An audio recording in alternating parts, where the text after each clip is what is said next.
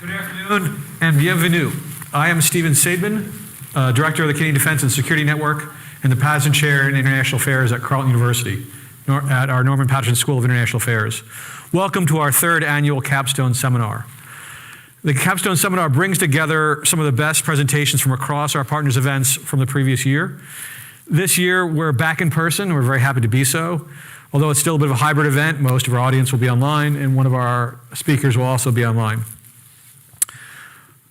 One of the reasons we put together the Canadian Defense and Security Network was to give greater visibility to all the different events that take place across Canada and beyond over the year, and to help our partners and their participants have their events last longer than a day in one corner of Canada.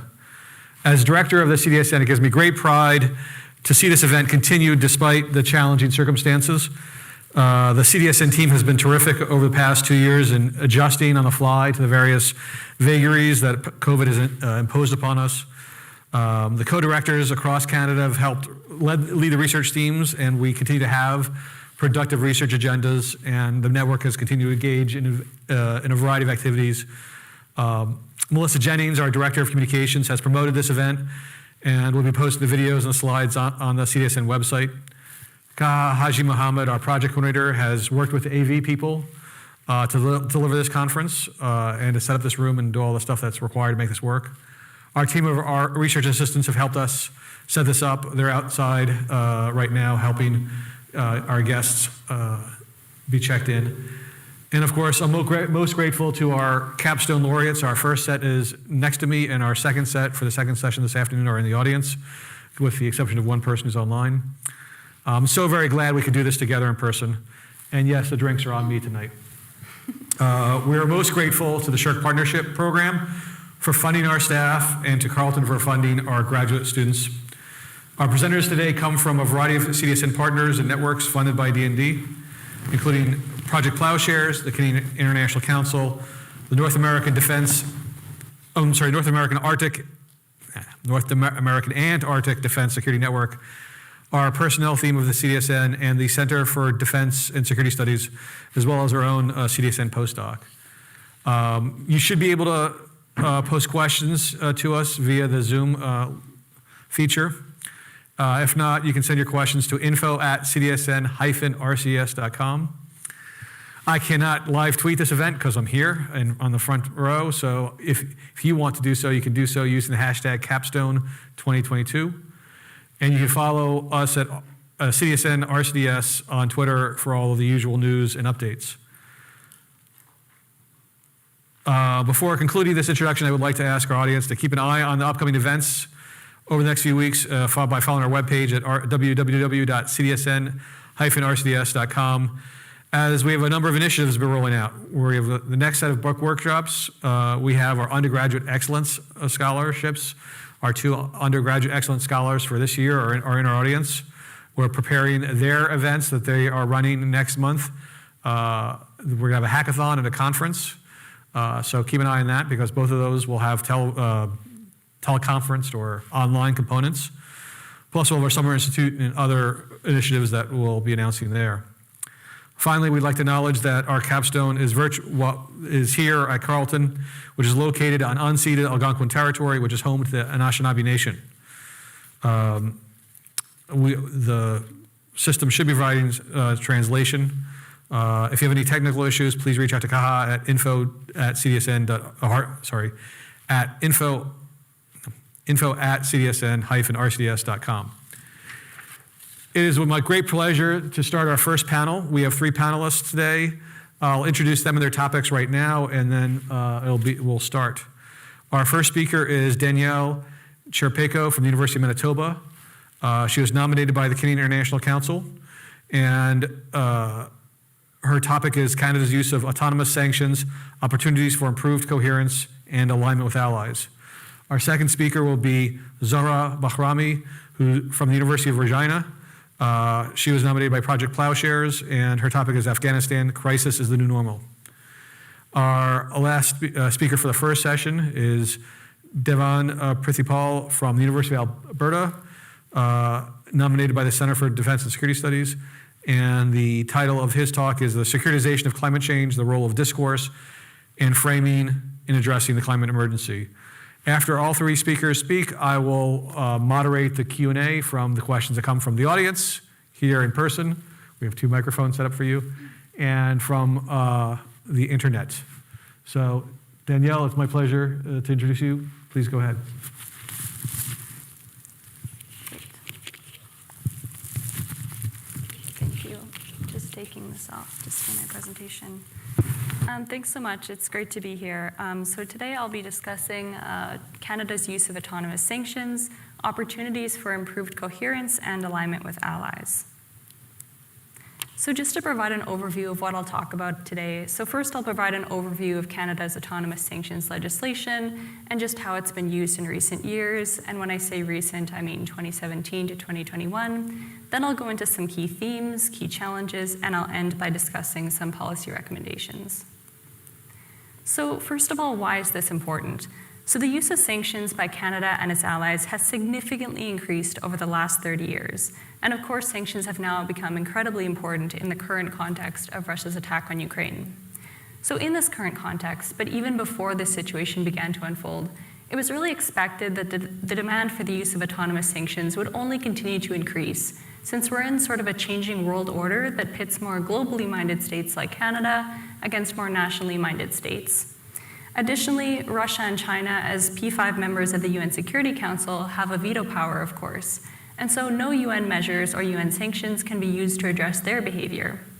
So in this context, autonomous sanctions, meaning those that are imposed by individual states using their own legislation, but often in coordination with one another, have really become the key alternative to UN measures. Yet there's currently limited research on Canadian sanctions in general, and even less that studies the JFAC-FOA, which is also called Canada's Magnitsky Act, since it was just adopted in 2017. So we don't know a lot about why Canada chooses to sanction in particular cases and not others, how it chooses its targets, and for what reasons. And this is because a lot of the decision-making surrounding Canada's use of sanctions is actually subject to cabinet confidentiality, which means that these decisions are not shared with the public. And the information that is shared with the public is often not shared in a very coherent way that's easy to understand. I also just mentioned that we just recently adopted the Magnitsky Act in 2017, whereas our old legislation, the Special Economic Measures Act, has been around since 1992. And yet now, the CEMA legislation continues to be preferred to the JFAC-FOA, which has actually remained unused in over 3 years, which brings into question its utility. Notably, there's also a legislative requirement to review both pieces of legislation before October of 2022. So now is a great time to be looking into Canada's sanctions and its use of the legislation over the past few years to understand how we can sort of improve things moving forward. So I'd like to start off by discussing qualifying circumstances, which is also sometimes known as the triggering mechanism, because it describes when the legislation can be used. So you'll see here that there's the CEMA legislation, which is the Special Economic Measures Act, the older legislation, and then we have the JFAC-FOA, which was just adopted in 2017, and it's also known as the Magnitsky-style legislation. So as of 2017, Canada would have these 2 choices between the 2 pieces of legislation when resorting to the use of autonomous measures. And what I mean by that is that we're not talking about its other legislation, which is used only when trying to comply with mandatory United Nations sanctions that are agreed to by the UN Security Council. Those are mandatory, whereas this is autonomous, meaning that Canada has a choice whether or not to enact the legislation. So as you can see here, the CEMA legislation can be used under 4 circumstances, whereas the JFAC-FOA can only be used in 2 circumstances. So you can see already that the JFAC-FOA has a little bit more narrow use. You can also see that there's some overlap in terms of when they can be used. So both legislation can be used to address human rights violations, and both can be used to address corruption, although there's slightly different wording for each of these.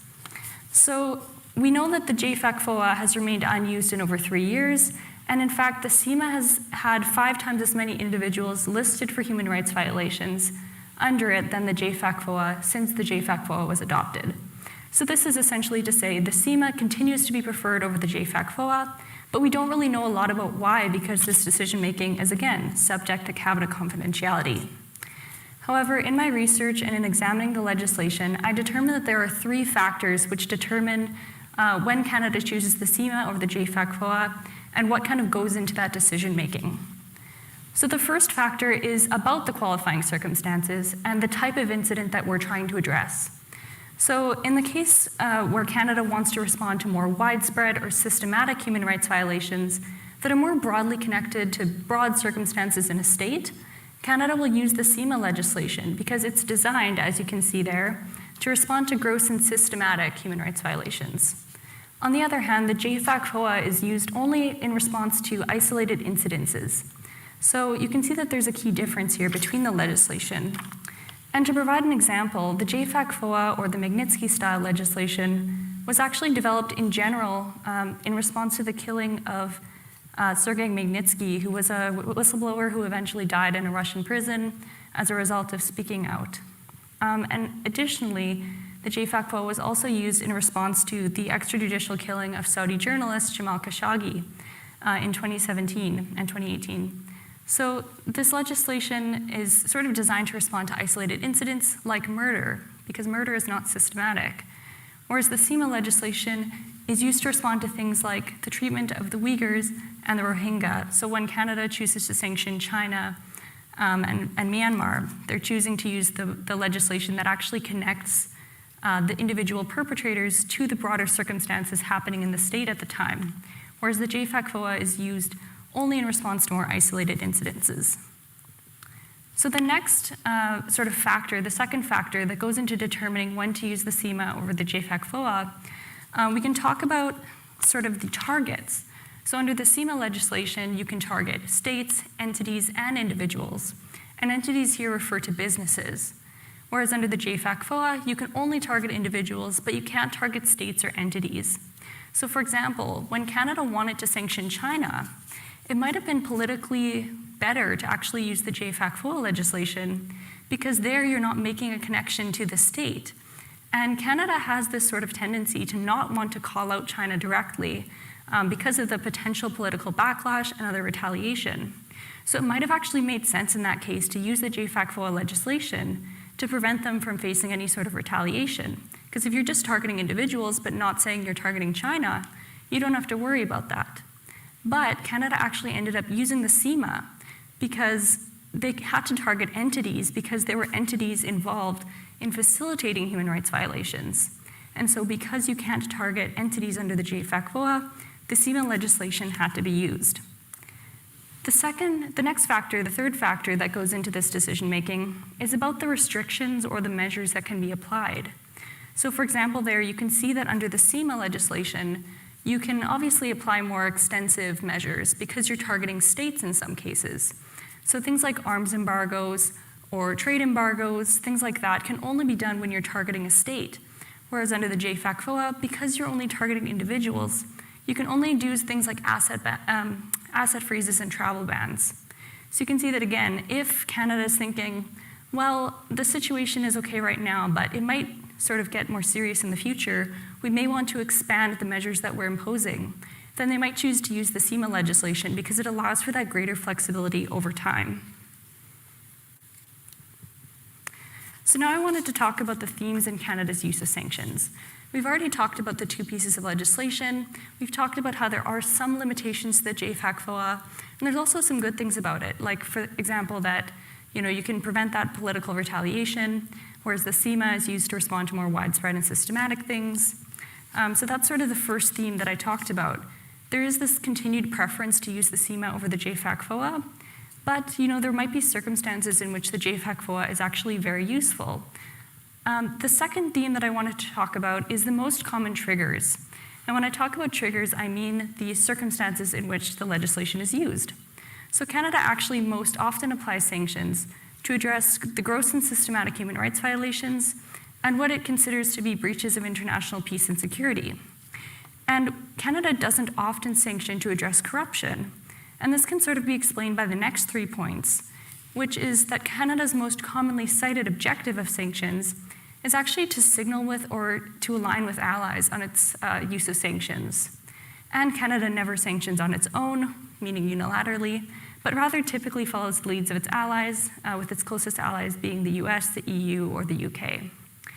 And the reason why this connects to the second point is because Canada is most likely to follow the leads of its allies, and Canada is most likely to agree with its allies on who to sanction and when it has to do with things that are seen as universal, like human rights violations, or things that are seen to actually affect all of those states at once. So the breach of international peace and security would be something like the current situation with Russia or the annexation of Crimea. Canada and its allies are most likely to have a lot of similar views on those situations and see it altogether as a very serious incident that requires sort of collective response. So this can explain why Canada may not focus on corruption as much, because corruption is more subjective and it often has political undertones, although of course all sanctions do. The last point is greatest alignment with allies. So Canada has most close alignment with allies, meaning that the most individual names of people and entities align the most when we're talking about Russia, Belarus, and China. And again, this is not super surprising because Russia and China, as P5 members of the UN Security Council, cannot have sanctions or other measures imposed against them through the UN. And Belarus, as sort of an ally to some extent of Russia, they also sort of fall under that area. And at the same time, these are all states that Canada and its allies care about, and they see as either competitors or adversaries to some extent. So they're likely to align on these states.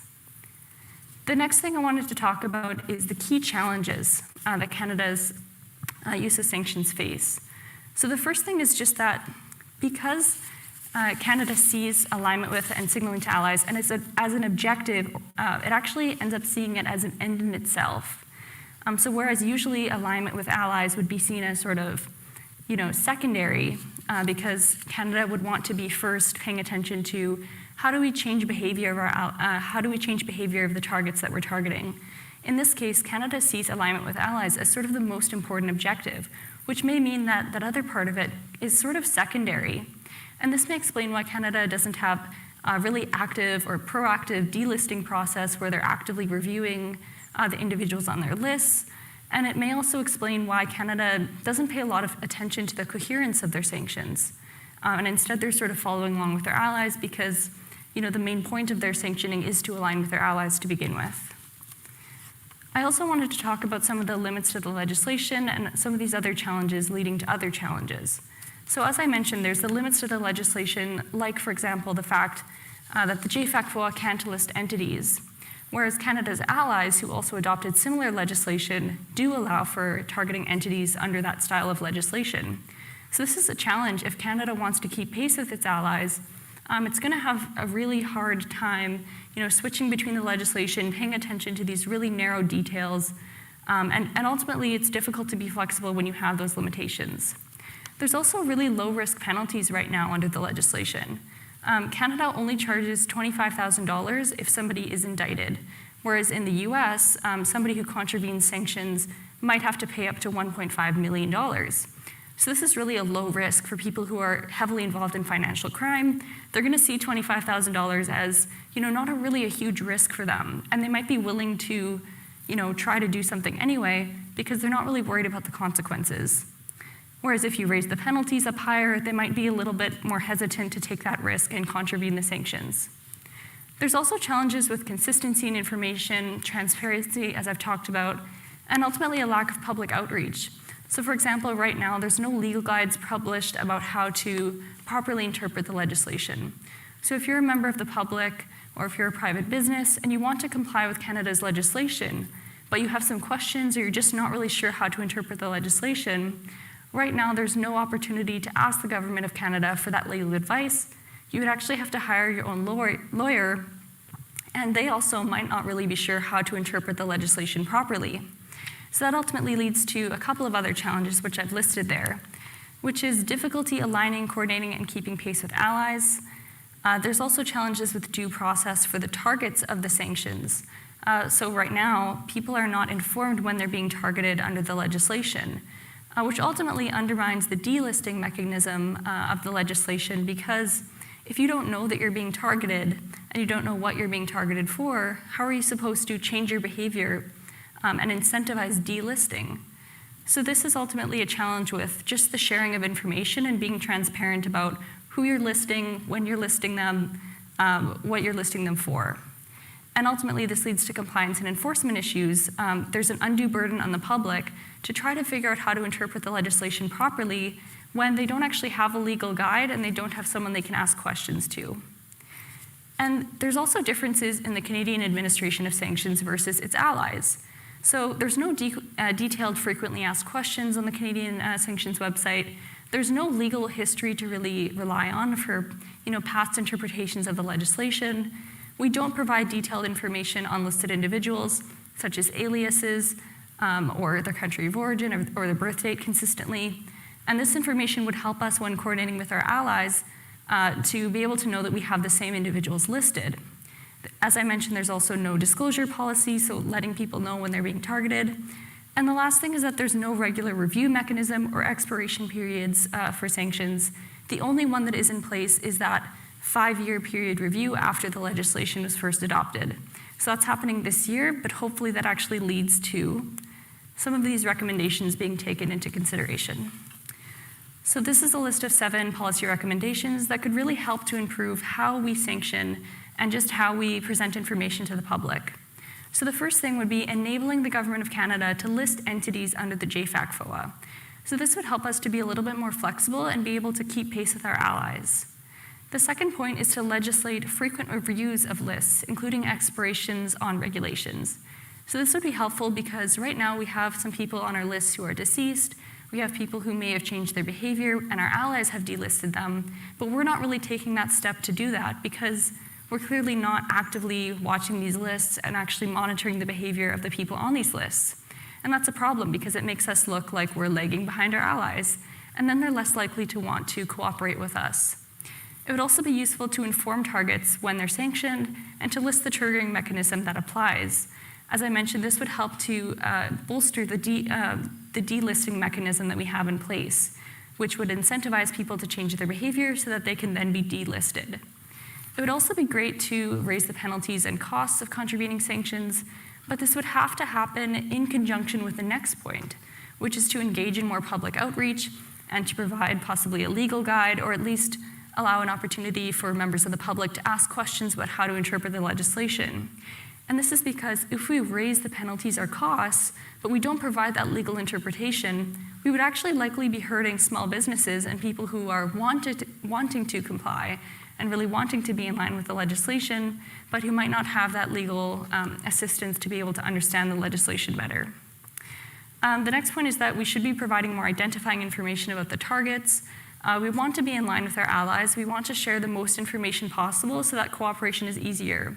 In some cases, a random person might have the same first and last name as a person on a sanctions list, and they might get stopped at the border or somewhere else, and they might be thought to be the wrong person, which is not only problematic for that person, but it also is difficult when another country might have the same person on the list, but they're not really sure if it is the same person after all. So that extra information is really important for cooperation. And the last point is just to streamline and ensure consistency of information online on the Canadian Sanctions webpage and in the regulations. And again, this helps for the public when they're trying to interpret the legislation, and it helps our allies to understand how we sanction and what kind of decisions we're making about who to sanction and why. And I believe if these recommendations were put into place, it would really help us to remain a little bit more flexible when we're cooperating with our allies. Thank you.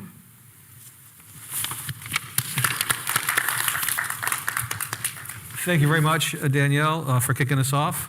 Our next speaker is Zora Bahrami on Afghanistan, Crisis is the New Normal. Hello, everyone. I'm so honored and privileged to be here today and share this space with you all. Is my presentation going on here? I believe it should be. Oh.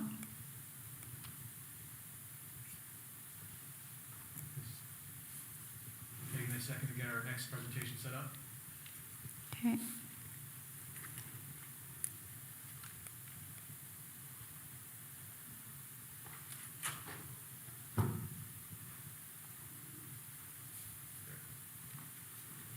Thank you. I'll be presenting Afghanistan Crisis is the New Normal today. My presentation, oh, my land acknowledgement is missing. My presentation was put together in Regina, which is situated on Treaty 4 territories. These are the territories of the Nihawik, Anishinaabeg, Dakota, Lakota, and Nakota, and the homeland of the Métis Chief Nations.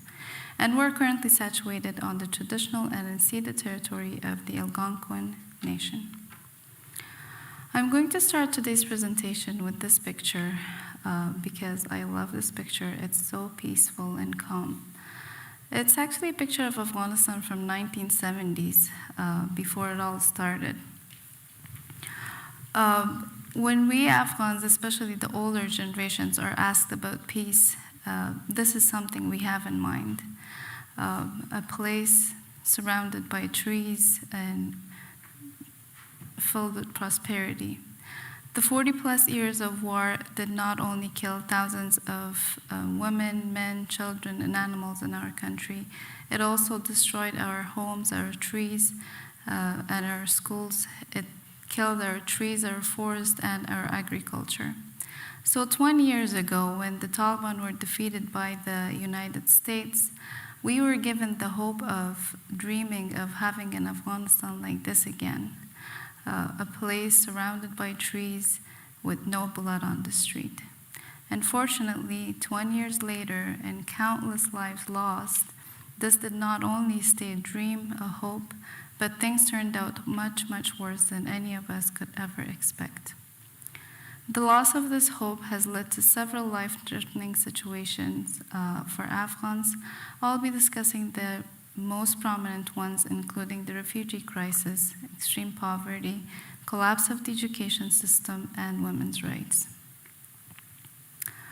After 20 years of some stability, progress, and success, the unthinkable happened, and the Taliban reoccupied Afghanistan on August 15 of 2021. And these were the images that came out of Afghanistan on that day and shocked the world. And since that day, we have been witnessing yet another exodus of the Afghan people, as thousands and thousands of them are fleeing the country in fear of prosecution, oppression, and famine. Despite the lack of data coming out of Afghanistan in recent months, we're currently looking at more than 3.4 million internally displaced migrants who are in extreme need of food, drinkable water, shelter, and healthcare. And we're looking at more than 3 million refugees in neighboring countries. Most of the recent refugees have left Afghanistan through illegal pathways because of closed borders, difficulty with obtaining visas, or the risk of exposure for those that are hiding from the Taliban. And even when they do go to the neighboring countries, they face lots of challenges there as well, such as lack of food, lack of shelter, lack of access to healthcare, unemployment, marginalization, discrimination, and discrimination by the host countries.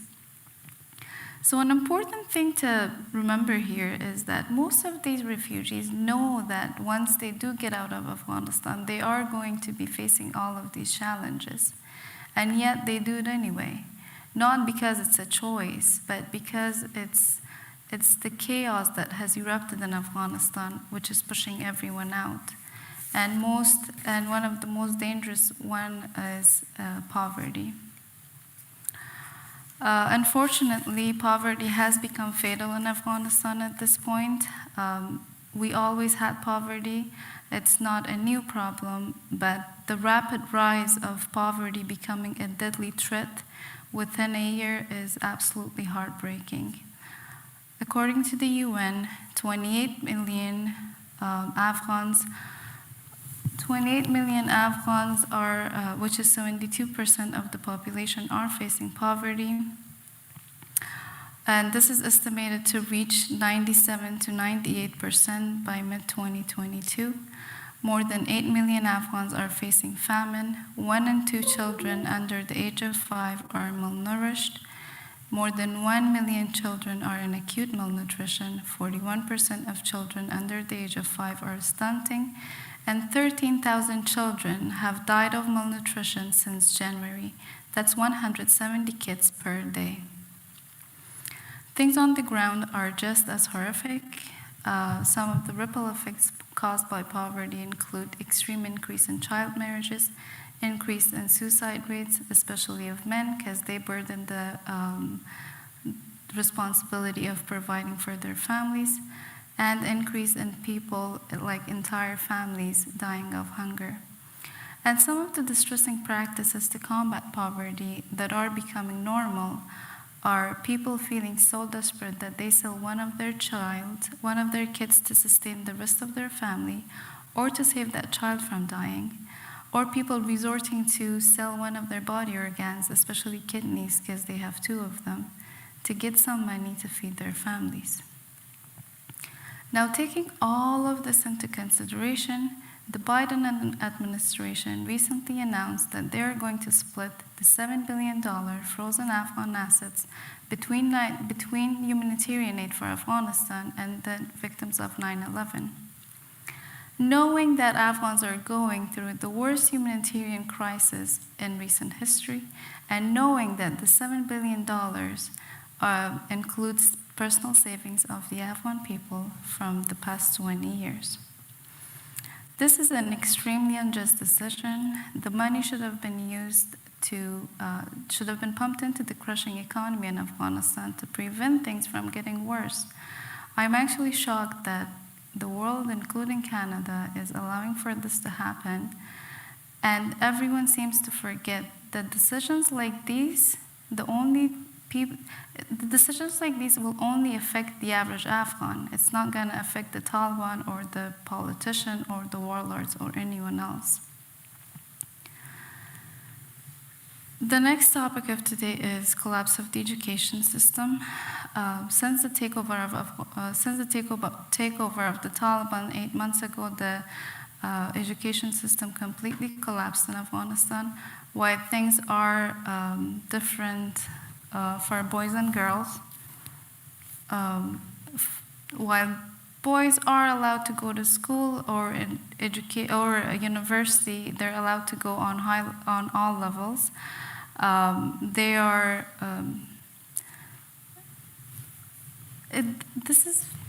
Can you put up my updated slideshow, please, Gaha? Because this includes some of the information that I had taken out. Sorry for the confusion. Continue, okay. So boys are allowed to go on all levels. However, they are suffering because of a staff shortage, because 40% of the teachers were women, and now they're not allowed to teach boys anymore. And also because of the lack of resources, because the Taliban are still deciding on a curriculum. However, things are different for girls, as they are allowed to continue their education on post-secondary level and elementary level, but they're still banned from a school beyond elementary level. And this is affecting 5.5 million girls between the ages of 12 and 18. The Taliban kept promising that they're going to open the schools on March 21st of this year. They did open the schools, and they had it open for 1 hour, and they closed it after 1 hour. And it was a horrific day. Social media was overflowing with pictures and videos of girls crying and demanding their rights to education and asking one common question: is it a crime to be a girl? Well, it certainly feels like being a girl is a crime right now in Afghanistan. And that brings me to the last topic of today, women's rights. This is an image from the first day of the Taliban's takeover, and this perfectly depicts the Taliban's misogynistic ideologies and their fear of women. Since Taliban's takeover, the past half a year has been nothing short of a battle for Afghan women, because they have lost their their jobs, their educational rights, their freedom, their goals, hopes, dreams, everything.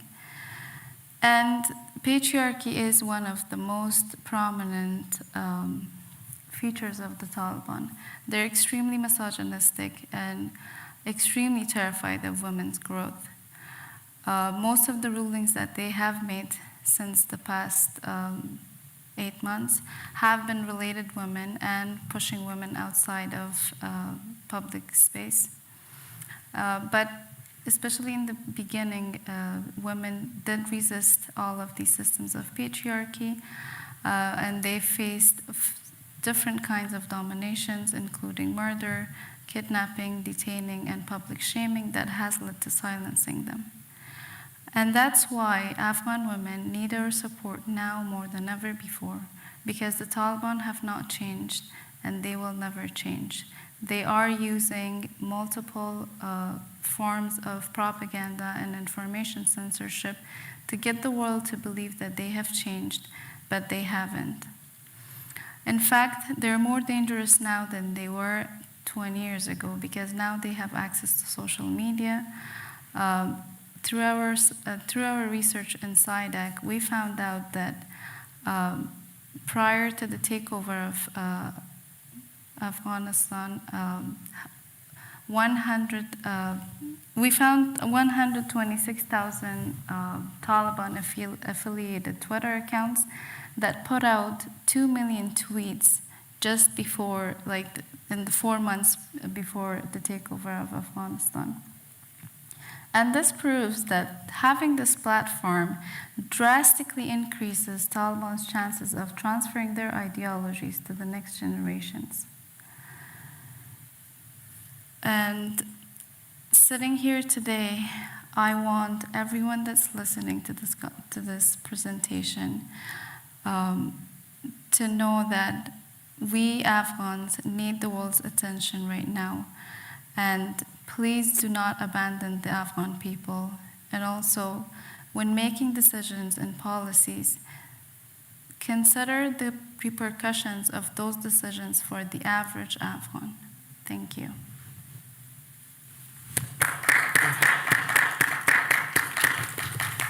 Thank you very much. And our third presentation of the first panel is by Devin Prithipal, Securitization of Climate Change, the Role of Discourse and Framing in Addressing the Climate Emergency. I'll take a minute to get the next set of slides up. Or are you going to? I stand. You can stand. However you want to do it. There's feedback when I face the other way. Yeah, that one. Okay. Okay, thank you. Just while we're getting set up, I'd actually just like to take a moment just to reflect on some of the things that we heard on sanctions and the normal and Taliban, just to kind of pause and slow down and just think for a second about what we heard and maybe think of something we can maybe take home to tell our families or our coworkers. So I'll just keep track of the time just to have a brief moment to reflect.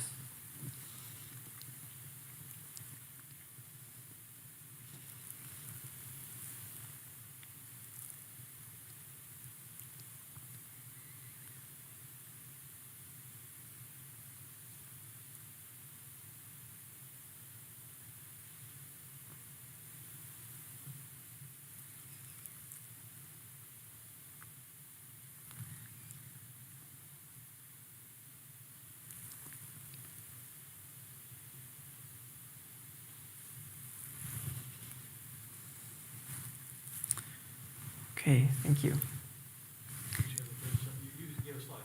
Yeah, I have slides too. I don't think these are quite my slides, but... We should have the third presentation now.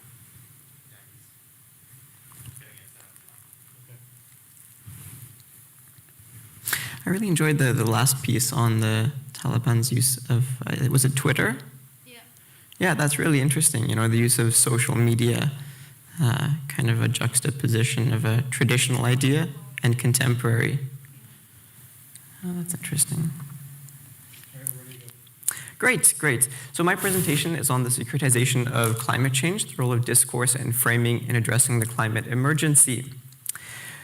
So what I'd like to do in this presentation is create a kind of space for conversation on what this new discursive frame of climate security means in the Canadian context, and some things to keep in mind as we move forward in this new future of climate security. So I'll go through some of the opportunities that climate security presents and some of the challenges as well. So the first thing is that even thinking about climate change or climate security as a security issue, because it's not traditionally considered in terms of how we think of security. You could say that it's part of the deepening and broadening of security to consider climate change a security issue. But even following a realist interpretation of security, we can identify climate change as a security issue. You can see in the slide that many of the effects of war, death, injury, displacement, disease, famine, destruction of infrastructure, economic issues. These are all part of climate security, and the anthropogenic climate change will have these kinds of effects. So even following a realist interpretation of security, climate change can be considered a security issue. And I identify here a few ways that climate change has been framed in the past couple decades. The first is in global warming to climate change. So there was a shift here. And I argue that this shift, well, all of these shifts, in fact, have a kind of political economy that underlie the shift. So from global warming to climate change, we can identify that it kind of came from a Republican sentiment in the United States in the 1990s. It was Frank Luntz, one of the advisors to George Bush, who motivated this change because climate change was seen as less threatening than global warming, right? Global warming was too scary, so climate change is a bit of a more neutral term and was preferred by the political elites at the time. And then we arrive at a more modern moment where grassroots efforts, such as those spearheaded by Greta Thunberg, have highlighted climate emergency as kind of being a point of no return, right? That our actions now, it's not just change, it's an emergency. And so the responsibility is on states to recognize the emergency, and at the national level, provincial level, municipal level, and to hopefully mobilize funds, right, for this emergency. But as we've seen in COVID-19, it's hard to maintain an emergency, a state of emergency for a sustained period of time. Right here we are 2 years and already it's too much. So climate change, how do you sustain an emergency for maybe decades, maybe intergenerationally? It's very challenging. So now we arrive at climate security, which academically has been a concept that's been accepted for, maybe 10, 15 years, but it's really only recently starting to become accepted at the political level. And in Canada, it's really only in the past 2 or 3 years that we're starting to really take seriously the idea of climate security. So what's gained by securitizing climate change? I kind of identify 3 opportunities. The first is emphasizing the role of interdependency. So climate change is a global problem, so it requires global solutions. And by interdependency, I'm not just talking about helping each other or helping our allies. I think we can go a little bit further and actually say that what's necessary in considering climate security is actually almost a shifting of how we consider state sovereignty in and of itself, right? That this kind of self-contained sovereign state is somewhat impeding the objective of climate security. And to truly get to this all-encompassing position that's necessary for climate security, we also need a new sense of interdependency. Secondly is the mobilization of the resources of the state, and this is already being done in Canada. The Canadian Armed Forces is increasingly responding to climate security incidents, whether it be flooding, wildfires, displacement, infrastructure. Currently, the Armed Forces is increasingly being asked to take on these roles and these responsibilities. But that's a reactive position, right? That's the armed forces reacting to different incidents. The question is, maybe in this new future of climate security, will there be a proactive effort, right? This is kind of Jody, Dean, and Heron, their suggestion that maybe the military could be mobilized towards the goal of climate change. What will that look like? I'm not really sure, but it's an interesting question to think about.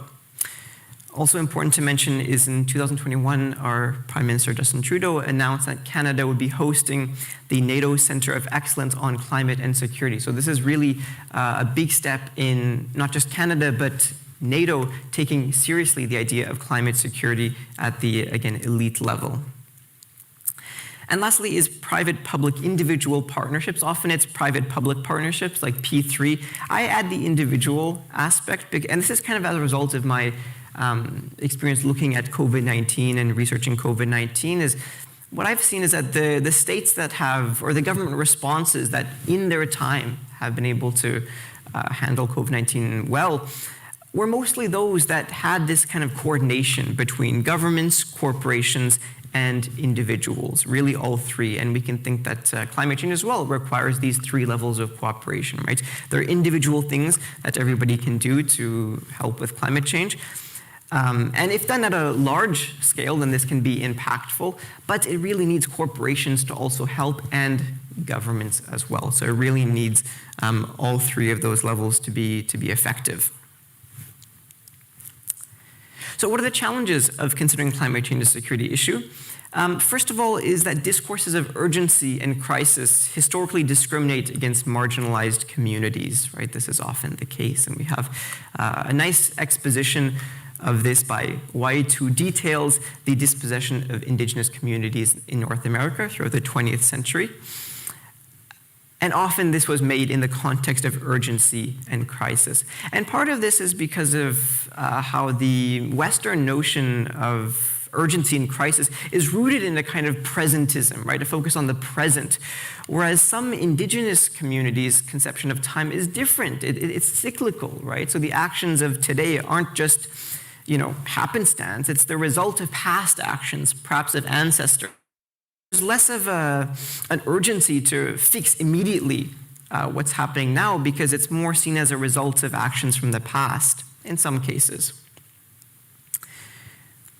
So not only is Indigenous conception of the environment different, but even the conception of time itself can be different. And so this presents a challenge to the national adoption of climate security in Canada. And just to point out here as well, by marginalize and peripheralize, it's not just socially and discursively marginalized, it's physically marginalized as well, right? One of the big security threats in Canada is the Arctic region and the rural populations. So it's literally peripheralized, literally on the peripheries of the Canadian country. So if the responses just focus on the public good, the question will be, or if actions are made in the public good, the question will be, who is part of the public? Who constitutes the public? Is it the peripheralized people living in the far Arctic regions? Well, maybe, but we certainly hope so. The second challenge is the tragedy of the commons challenge, and this is the challenge for many international efforts towards climate change. It goes both ways, right? It's difficult to ask developing countries to pause their economic development for the benefit of the environment. And then you have developed countries which are, upset at having to contribute more than what they consider to be their fair share. And this is what happened in the Kyoto Protocol in 1992. And lastly, it's the politicization of climate change. This is a threat not just in the United States, but in Canada. I think the most recent poll I heard was that 60% of Canadians believe that climate change is real, which is not a particularly high number, but 60%, but that they disagree on how to address it, right? And this represents a social cleavage that you see in different provinces and across political affiliations. So this really presents a challenge with large-scale national adoption as a security issue when some people don't even agree that it's real, right? This is very challenging. And although we have now a leader who is sympathetic to the idea of climate security, this may not be the case always, right? So this is a challenge. So in conclusion, I didn't really want to come here to tell you so much information. Rather, I really want to try and create a bit of a conversation, because I kind of identify us as being a bit on the ground floor here of climate security, right? The future is very uncertain. It's open to contribution. So I hope that all of us, whether it be academics, researchers, practitioners, maybe working in government, that we can add our voices to this conversation of climate security and do the work of imagining more fluid versions of security, which, these are my recommendations. Firstly, allow for a degree of self-determination. This is particularly important for those marginalized, peripheralized communities to develop solutions which are effective on a global scale, but are sensitive to the needs of the local communities. Mobilize the resources of the state, work with the state, private corporations, and individuals, and collaborate at different levels of organization, the international, national, provincial, and local. So I think that's for my presentation. I forgot to mention, I also speak French. Je parle français, alors je peux répondre aux questions en français ou en anglais. So I think that's it for me. Thank you very much for giving me the opportunity to present. Thank you.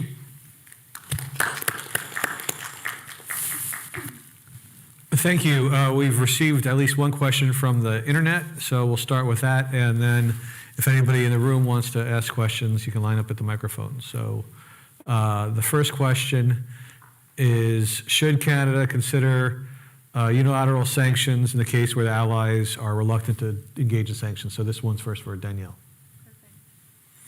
Okay, great. So you can hear me through the mask. So this is an interesting question. So I had mentioned in my presentation that, Canada doesn't typically enact sanctions on its own, which would mean unilaterally.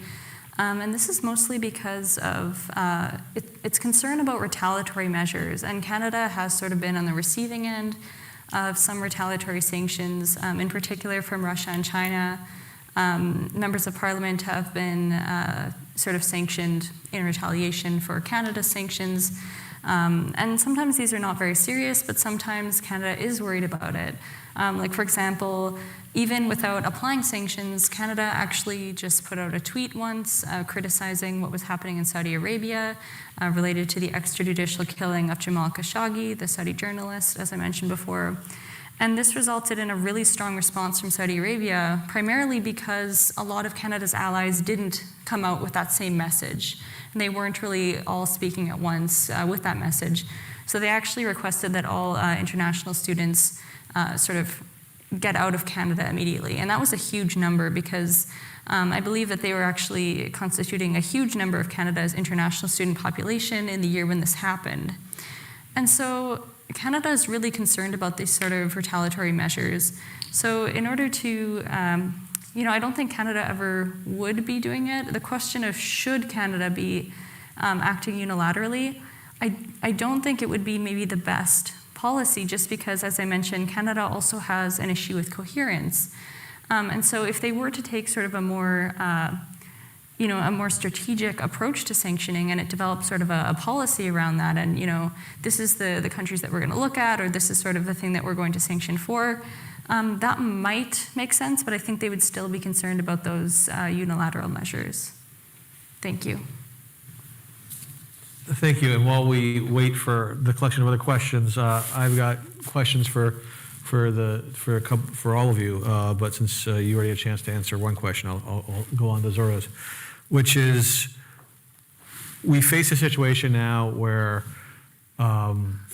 we want to help the Afghan people. We don't want to help the Taliban government, and the Taliban government is not one in which we can really use the sanctions that Danielle talked about targeting individuals. So how do we try to navigate between the two of helping the Afghan people, or should we just give up on punishing the Taliban, or trying not to empower the Taliban and just focus on the Afghan people, even if it means that the Taliban can rake off some of the money? I mean, what would you recommend? That's a really good question, and I have been thinking about this throughout this whole thing. I promised myself to not answer all questions what I don't know, but this is an extremely complicated situation. The The outcome of the Taliban's takeover within the past 8 months from the world has been just avoiding the problem. So basically the world is like, we don't see this, so we're not going to deal with it. And it might disappear. It's not disappearing. It's actually making things much worse. So probably negotiating with the Taliban to find ways that will benefit the people. And negotiation in no way determines legitimacy. So just because you would negotiate with the Taliban does not mean that you're giving them legitimacy. And it's not like no one has negotiated with the Taliban before. Before their takeover, the US negotiated with them for a few good years. And now that we're talking about the lives of 40 million people, I think it is important to start those negotiations again and find a middle ground where so many people don't have to suffer because of it. I mean, we do have humanitarian aid, and it's great that we have it. It's providing relief. At the same time, because of the destabilization of the economy in Afghanistan, even most of the humanitarian aids face a lot of challenges in doing what they want to do because they can't access their funds. So even if we have the humanitarian aid, they can't really do a lot. And we're not talking about a small number of people. So even if they do have access to all of these fundings and they do as much as they have the ability to, they can provide relief for a whole 40 million population. So I think negotiations would probably solve at least a little bit of the problem. Sure, thank you. Yeah. We have somebody from the audience who wants to ask a question. Yeah? Hello. Hopefully the audience can, if not, that's fine. I have a question for Devin, or not sure. Yeah, Devin. Please.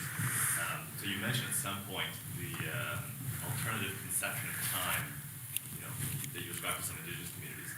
I was wondering how that actually complicates the discourse of urgency and emergency that you discussed in that same instance. Like, what does that actually mean for policy in Canada in the here and now? Because I'm speaking frankly, I've always viewed that as a positive development, this sense of urgency, to make compel action as opposed to delay. So this is the first I'm hearing of that, but please, your thoughts.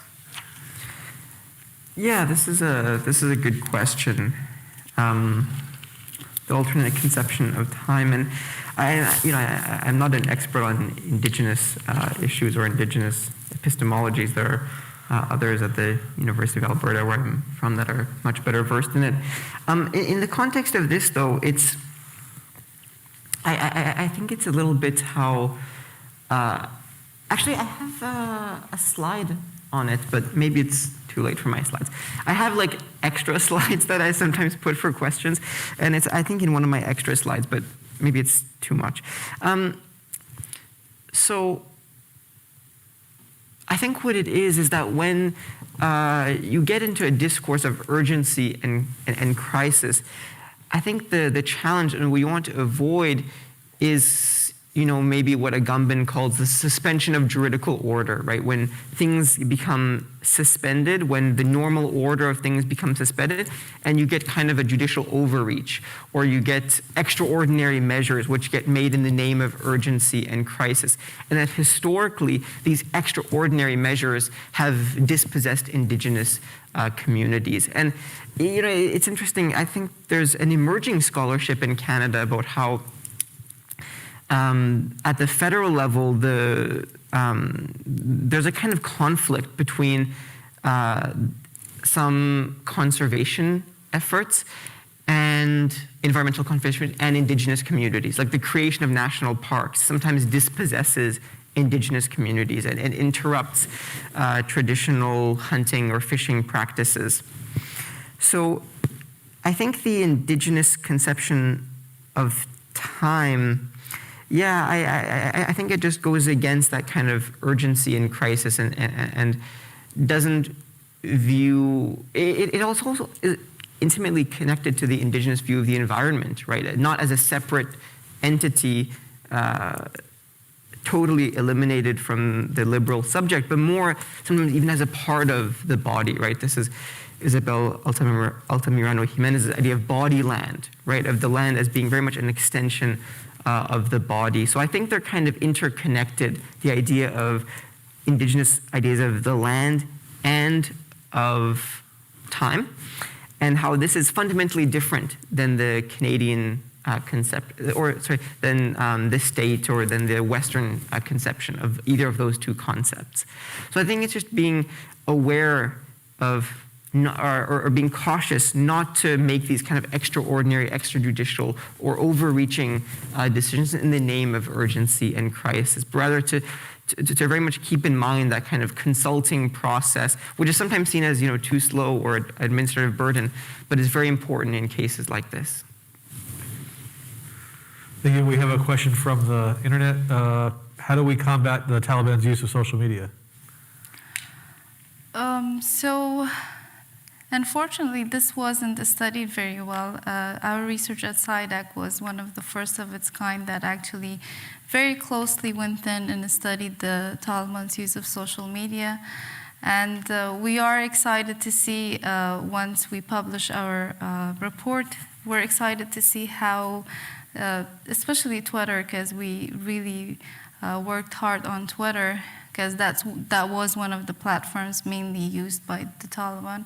So we are excited to see what they are going to do about it, or what their actions will be.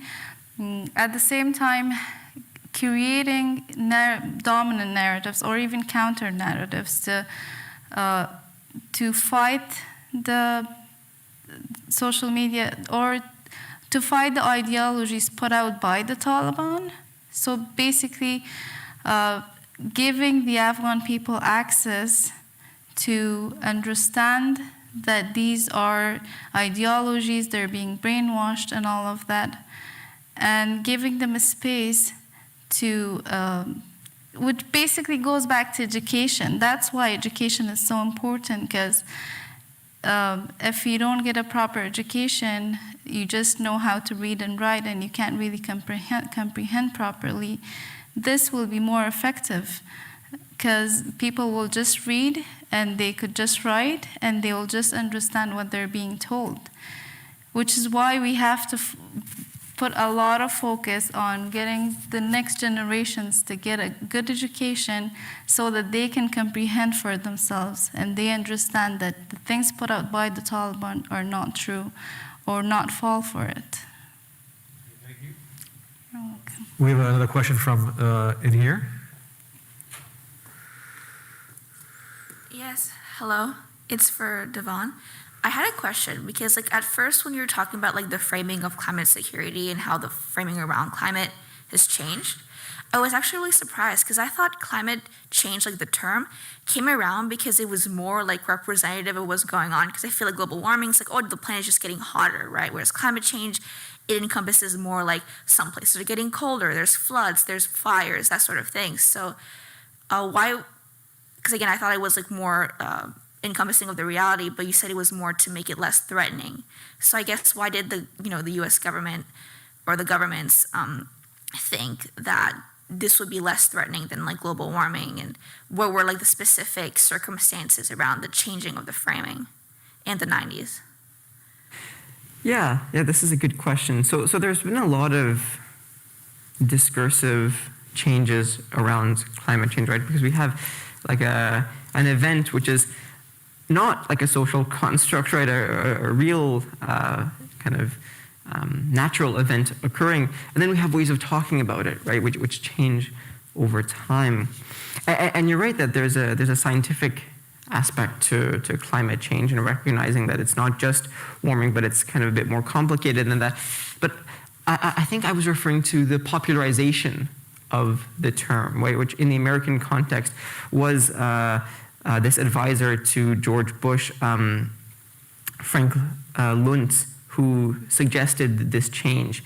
And I think in making it less threatening, it was part of their efforts to not have to necessarily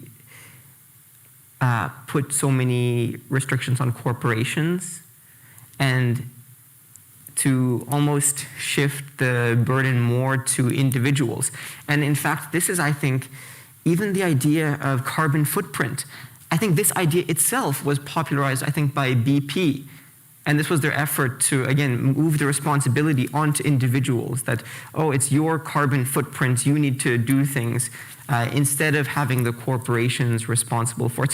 So in each kind of word or phrase, what I want to show is that there's a kind of a political discourse that underlies this change. Same with climate emergency. This is, again, a kind of political discourse, and now with climate security. So although the science has been mostly consistent for the most part, how we've talked about it has changed very much.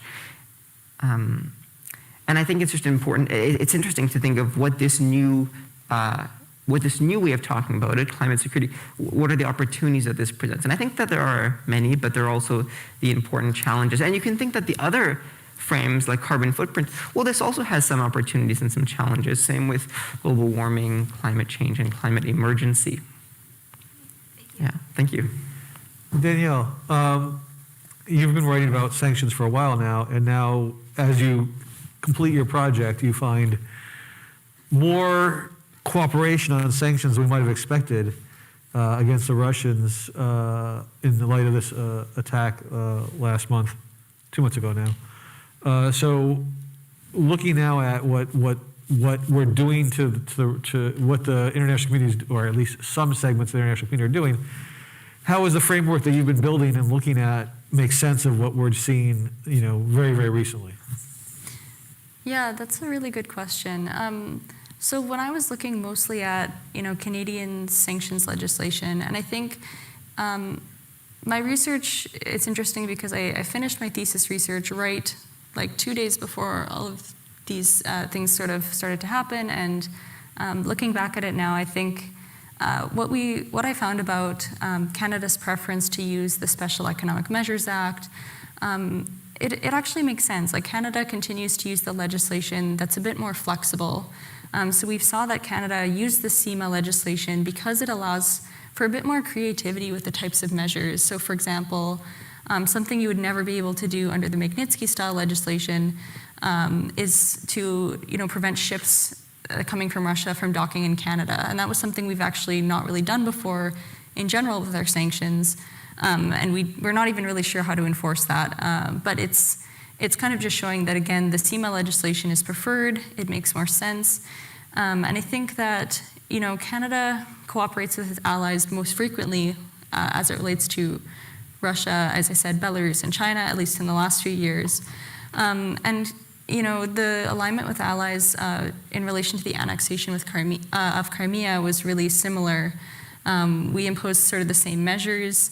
But I think now we're seeing more than before that there's these public statements coming out that are saying, the EU, the US, the UK, Canada, we are all applying these sanctions at the same time. So I think the timing is really important because in the past, sometimes you wouldn't really, when sanctions weren't talked about so much, you wouldn't see these public statements. Now you're seeing, Canada applied them at the same time as its allies, and this helps to really close the gap. So if Canada applies sanctions a week later, that allows for opportunities for things like asset flights for certain individuals if they're being sanctioned. So the timing is something that's new and really important. And I also think it does open up opportunities for more alignment with allies. I think Canada's seeing that, and other countries like its allies are seeing that sanctions are one of the only tools that we're using in this incident. And so the alignment with allies is so much more important. And I think that they'll start to really prioritize these things moving forward, like the fact that we need to have the same type of information available in order to enforce the sanctions. So a lot of the things that I mentioned, like having the information about the people who are listed and notifying them. So I think that this is, obviously not a good step forward, but it might be sort of a wake-up call for Canada because its allies are expecting that it's going to apply sanctions at the same level, the same frequency. Like Canada is applying these sanctions much more often now than it ever has before. So I think it'll sort of force them to be a little bit more flexible and keeping pace with its allies Although, of course, they might not really use this new legislation as much, given the current circumstances, or more focused on the widespread or systematic issues. Thanks. Thank you. I think what's really striking here is there's two ways to look at some of what you're saying, because when you were first presenting, it seemed like Canada was just going along with the Allies because it wanted to suck up to the Allies. But really what you were saying here is that in order for this stuff to work, we have to be on the same page. The cooperation is important. So it's not that we're doing things mindlessly just to go along with the Allies. It's because in order for us to have an impact, we have to do this all together, as opposed to if we don't do it together, then there'll be opportunities for our people to arbitrage and to figure out ways to get, to take advantage of our slowness, if that's the case. Yeah, for sure. Okay. Yes, we have another question from the audience. So this question is for Daniel. I wanted to find out, what are the possible reasons why Canada is slow to review its sanctions list? And what are its implications for minorities and people like Muslims? What are the implications for them? Yeah, that's a good question. So in terms of the reasons why Canada is, might be sort of slow to review their sanctions lists, I think that, one of the reasons is we just have a really siloed approach to sanctioning in Canada. We tend to have different organizations that are operating on their own, like our security intelligence community, and then we have the Global Affairs Canada Sanctions Cell, and then we have, other organizations like FinTrack, and they're all working sort of separately. And the only organization that really focuses on the actual policy and the listings is the Global Affairs Canada Sanctions Cell, but then it has to be approved by Cabinet. So anytime a name is added or delisted, it has to go through Cabinet and people have to talk about it.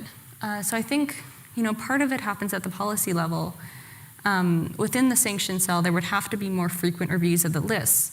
But of course, it is actually fairly complicated because you would have to be sort of watching the individuals on your lists and keeping up with their behavior, because you can only really delist if somebody has changed their behavior and if they're no longer committing the act that got them sanctioned to begin with.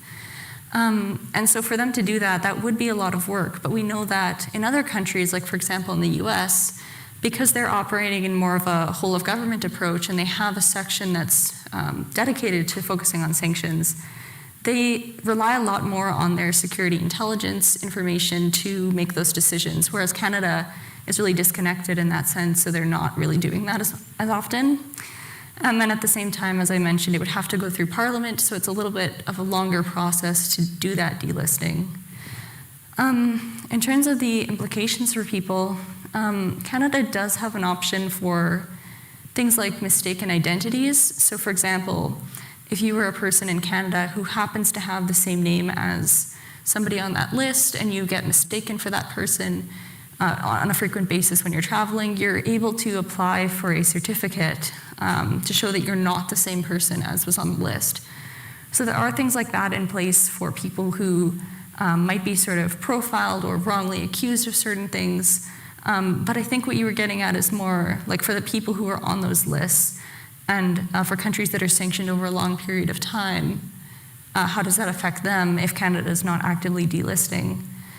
And of course, we can talk about all the unintended humanitarian impacts of sanctions because, we've tried to move towards sanctioning individual perpetrators more so than countries as a whole.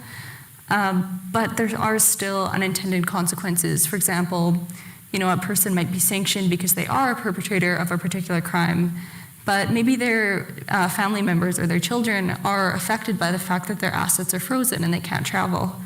So it does impact them as well if those lists aren't reviewed and if people aren't delisted when they've changed their behavior. I hope that answers your question. Thank you. Another question? Please, thank you. So this is not too dissimilar from what the professor asked before, but a little more forthright. So this is for Zora. And you alluded to this in your presentation. You said the Taliban will never change and that we should avoid giving them legitimacy, that is the international community. And I don't mean to be too frank, but in your mind, does that mean that sort of the military toolkit is off the table? That is, do you think the withdrawal was a mistake? Do you kind of lament the abandonment by the international community, or what's your view on that, please? Thank you. That's a good question. I wouldn't actually say it was a mistake. The timing and the way it happened was definitely not handled very well, because things were already getting bad, and then one of the things that actually affected and resulted in this outcome was the release of the 5,000 hardcore Taliban members. Because once they were released, even though the United States knew that once they will be released, they are going to regroup and come back, they were released anyway. And then after they did, the situation kept getting worse and worse and worse. But the US was like, no, we're not going to change anything. We're going to stick with our plan. So the timing was definitely not great. But then again, I don't know what time would have been a better time to do this. So, yeah. You're welcome. Thank you. We have another question from the internet for Devon. How Canada can better mobilize the resources of the state to deal with climate security or climate change or climate emergencies or global warming? Yeah, sure. This is a good question. I don't presume to necessarily have all the answers to this question, but I think it's interesting to think of kind of how far you really take climate security, right? Because climate security in some states has been around for a longer period of time. Like I think of some of the micro states like Tuvalu or Kiribati. They've been taking climate security quite seriously for a longer time than Canada has. And some of the initiatives there have, for these very small island nations, have included like purchasing real estate in neighboring countries in case of a flood, for like the displacement of the whole country, perhaps. So this is very serious. This is really taking seriously the idea that climate change poses a threat to people's security. And I think of also Canada's efforts during COVID-19. Like, it's quite amazing what can happen when the state is really focused on this unitary goal in the context of people's security, right? So think of all the policies, screening, testing, vaccination. Like, it's really amazing how many resources, how much money was spent to fight COVID-19, and why? Well, it was because this posed a threat to people's security, right, to their well-being. So, what if we consider climate change as seriously as COVID-19, right, or something similar? Because this is kind of the point of climate security is to take this seriously, and now we have NATO. The NATO Center of Excellence of Climate Security. I'm really curious what kind of actions NATO is going to take towards climate change, because again, right now, it's quite a reactive approach, right? It's sending the military out for when things happen. So one thing you could just, create, and I think this has already been discussed in some countries, is to just have like a firefighting branch of the military that just goes to fight fires in different places, both domestically and abroad. So that could be one. But I think it's interesting to think, again, if there isn't some opportunity for something more proactive, right? Maybe more research, more efforts to combat the politicization. But something like that, I think, would be really interesting. And I think COVID-19 has just shown just how far you can go when, not just domestically, but internationally, when you are focused on this unitary goal, you can do a lot. And there's a lot that can be mobilized in a very short amount of time.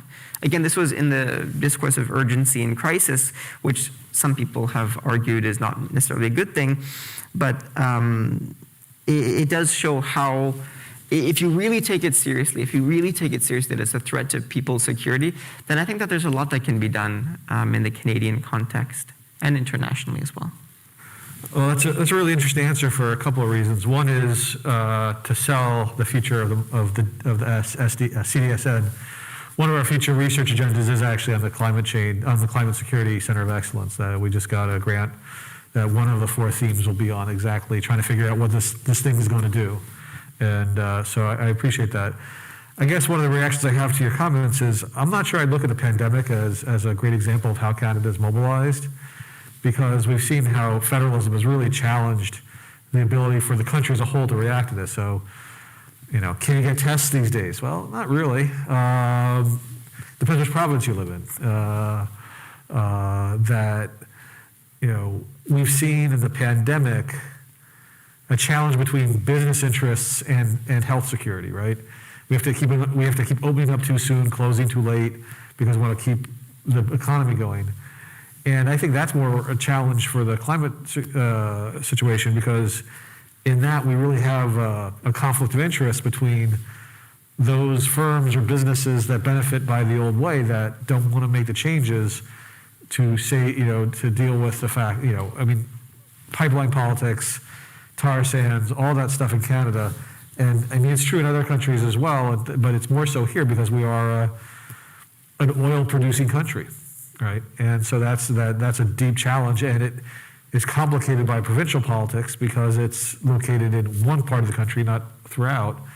And so I'm a little concerned that maybe we can't mobilize, because if we can't mobilize well in the face of a pandemic where the requirements are inconveniences like wearing masks, and shutting things down from time to time, that's not as much of an inconvenience as what we're, potentially facing telling Alberta to do, for instance.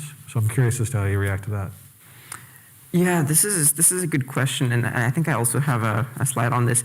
It's interesting because it's Will Greaves, I think, at the University of Victoria. He wrote one of the more significant articles on climate security in Canada, and it's interesting because there are actually like 2 kind of threats to Canada's economic security, as you mentioned. One of the dimensions is like an example of like Layton, BC, when a town or a place becomes destroyed because of climate-related activity. Well, there's a significant financial aspect to this. Who or how will it be rebuilt? Where will the people go? All the damage that's been done. But then there's the other interest of being an oil-producing nation and having an economic interest in this industry continuing. So climate security has, if you just go to the end, actually at the very end, past the references. The challenges expanded. A little bit lower. Yeah, there you go. These are the 2 kind of conflicting economic security threats, and that'll be difficult to manage. And again, this is related to the politicization, right? Is that the politicization isn't just neutral; it's because of these economic interests across provinces that are different and sometimes conflicting. So. And I'm not sure that COVID-19 is necessarily a model example, but I think it's just an example of different ways in which the resources of the city can be mobilized towards a unitary goal. And whether successful or not, it's a bit debatable, but it's an example of kind of what's possible. If you really take this seriously and if you want to devote funds towards this, it's an example of the breadth and interdependency that's also required. And again, the private-public individual partnerships, which I mentioned as well. So I think that you can just see certain aspects as being successful in it, and also some of the challenges become heightened as well. So there are definitely some similarities between, and I've drawn a lot of these similarities in my presentation between COVID-19 and climate security, but definitely it does emphasize the challenges as well. And the politicization is really a tricky one. And I have some other challenges here. The militarization of everyday life. This is a little bit what you were referring to with COVID-19. Again, it's kind of the flip side of the individual opportunity of climate change. The flip side is that everyday life could become militarized if you mobilize the military in such a way. So this is one of the challenges of mobilizing the resources of the state. Again, this question of who's considered a risky person under the umbrella of climate security is an interesting one, and very much the uncertain future, right? That we're not actually sure what this will look like. So these are also part of the challenges. All right, we have time for one last question from the audience.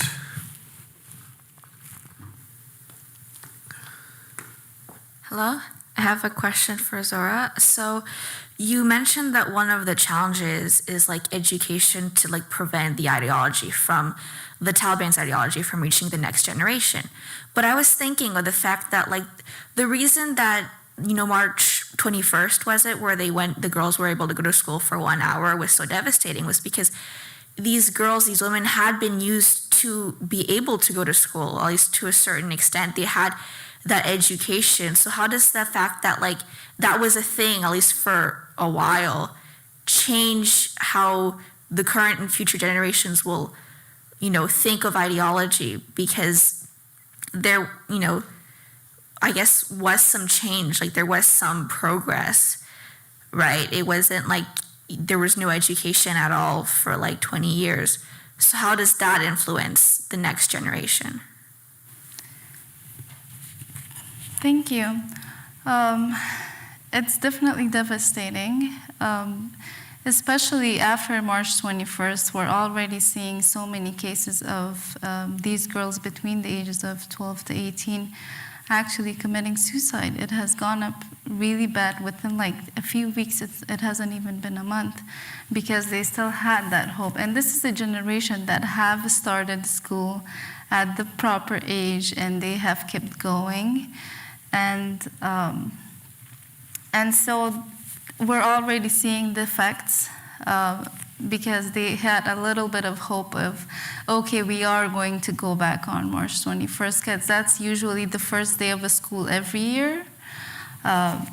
So now that that's gone, it is definitely devastating, and the Taliban are not really giving a solid answer. They're still like, and their excuses is that they're working on uniforms, and the girls in Afghanistan they already have an Islamic and cultural uniform. They don't need any changes to their uniform, so they know that they're tricking them or they're just making excuses. So now a lot of these girls have lost that hope. I have been seeing a lot of humanitarian aids coming up with these educational apps and things like that to at least provide a little bit of hope. And that certainly probably will help in the short term, because by giving them a little bit of hope of an alternative. But in the long run, I don't think it will be effective because on one hand, a big population is already in poverty, so they don't have access to internet or computer and all of those things. And further, this will only lead to helping the Taliban in the long run by establishing a status quo. Like if we provide alternatives, then people will not fight for what's right. They're not going to resist the patriarchal systems. And also because during this age or in any age, like we saw this with COVID-19 when the schools changed online and university and everything, all of us were missing that social piece. So even if we do provide these alternatives, it's not going to give them that social piece. They're still going to be marginalized at home. And I think that's what they're actually missing, especially during that age, like seeing your friends, spending time with your friends, and all of those things. And at the same time, this has completely taken away their hope of having a good future. Like, yes, you can learn new things with these apps, educational apps and things like that. Yes, you can get the knowledge, but you're not going to get the certification. You're not going to have the hope of going further with your education, attending university and all of those things. So yeah, It's devastating, absolutely. Yeah. Thank you very much. I want to thank the audience for your questions. The way this will work is we're going to take a half an hour break. We'll come back at 3:30 for the second panel. I want to thank the first panel for your great presentations and your engagement with the questions. All three presentations were very provocative and made us think about the hard choices that we face ahead of us. And taking seriously the difficulties we face, I think, was very helpful to us. So thank you very much for your presentations, and congratulations on being Capstone laureates.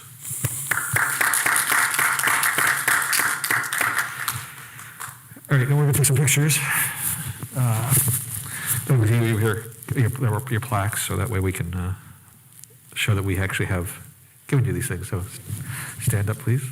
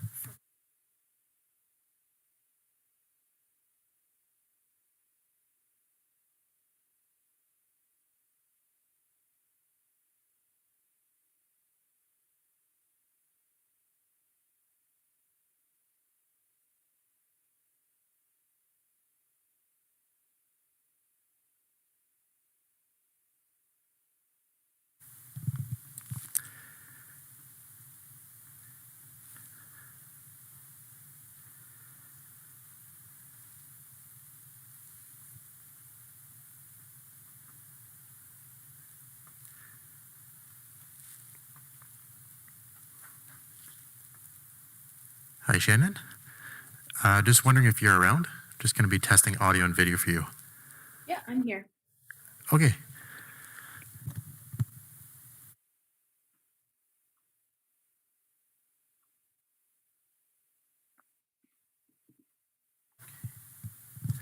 Okay, great. Yeah, we see you.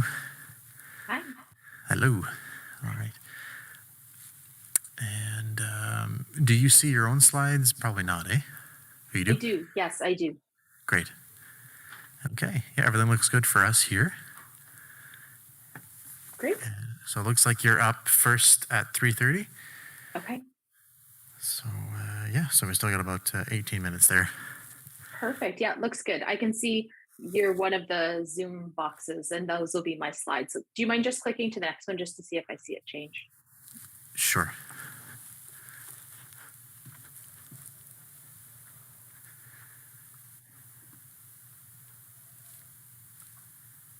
There, just give us 1 second. Oh, okay, yeah, there you go. Yep.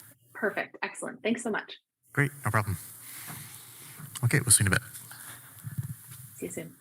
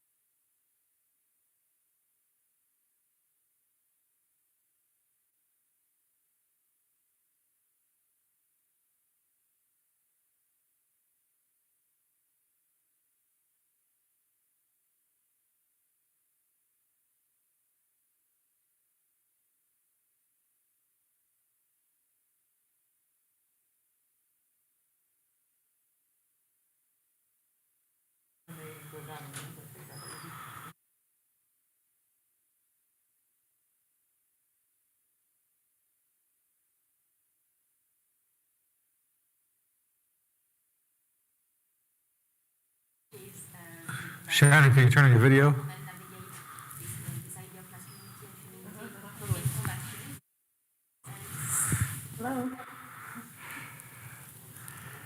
Hello. Boy.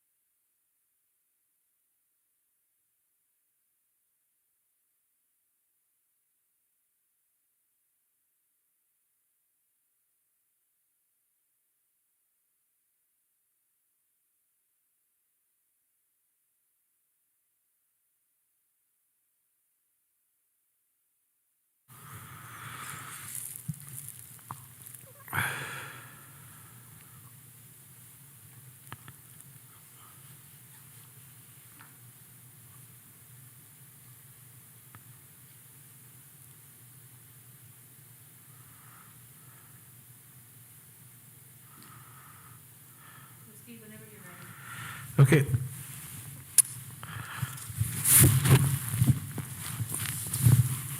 Good afternoon. We'll continue with our second panel of the CDSN Capstone. We have three presenters. One will be coming from online and two in person.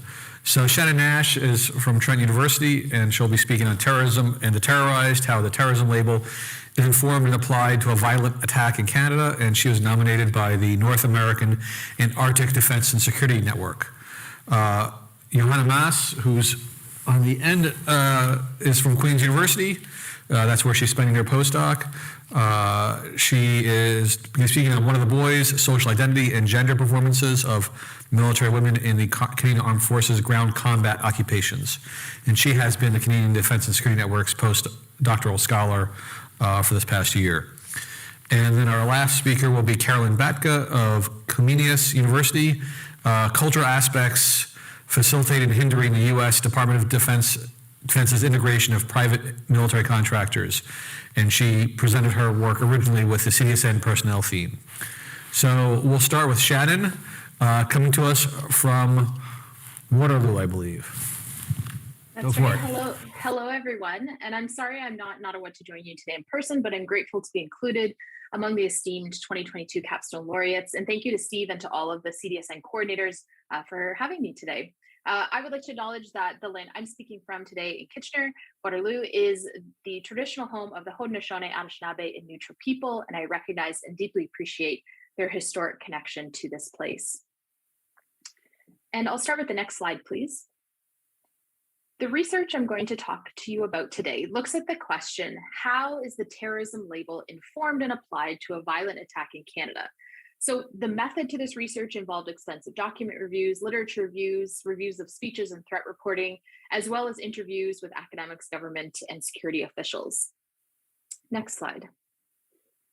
So the origin of the term terror, so we're breaking this down, terror, terrorism, we're looking at fear, dread, panic. It's an emotional state. And when we talk about terrorism, we're talking about a tactic, not to say that it doesn't evoke those emotional states, of course.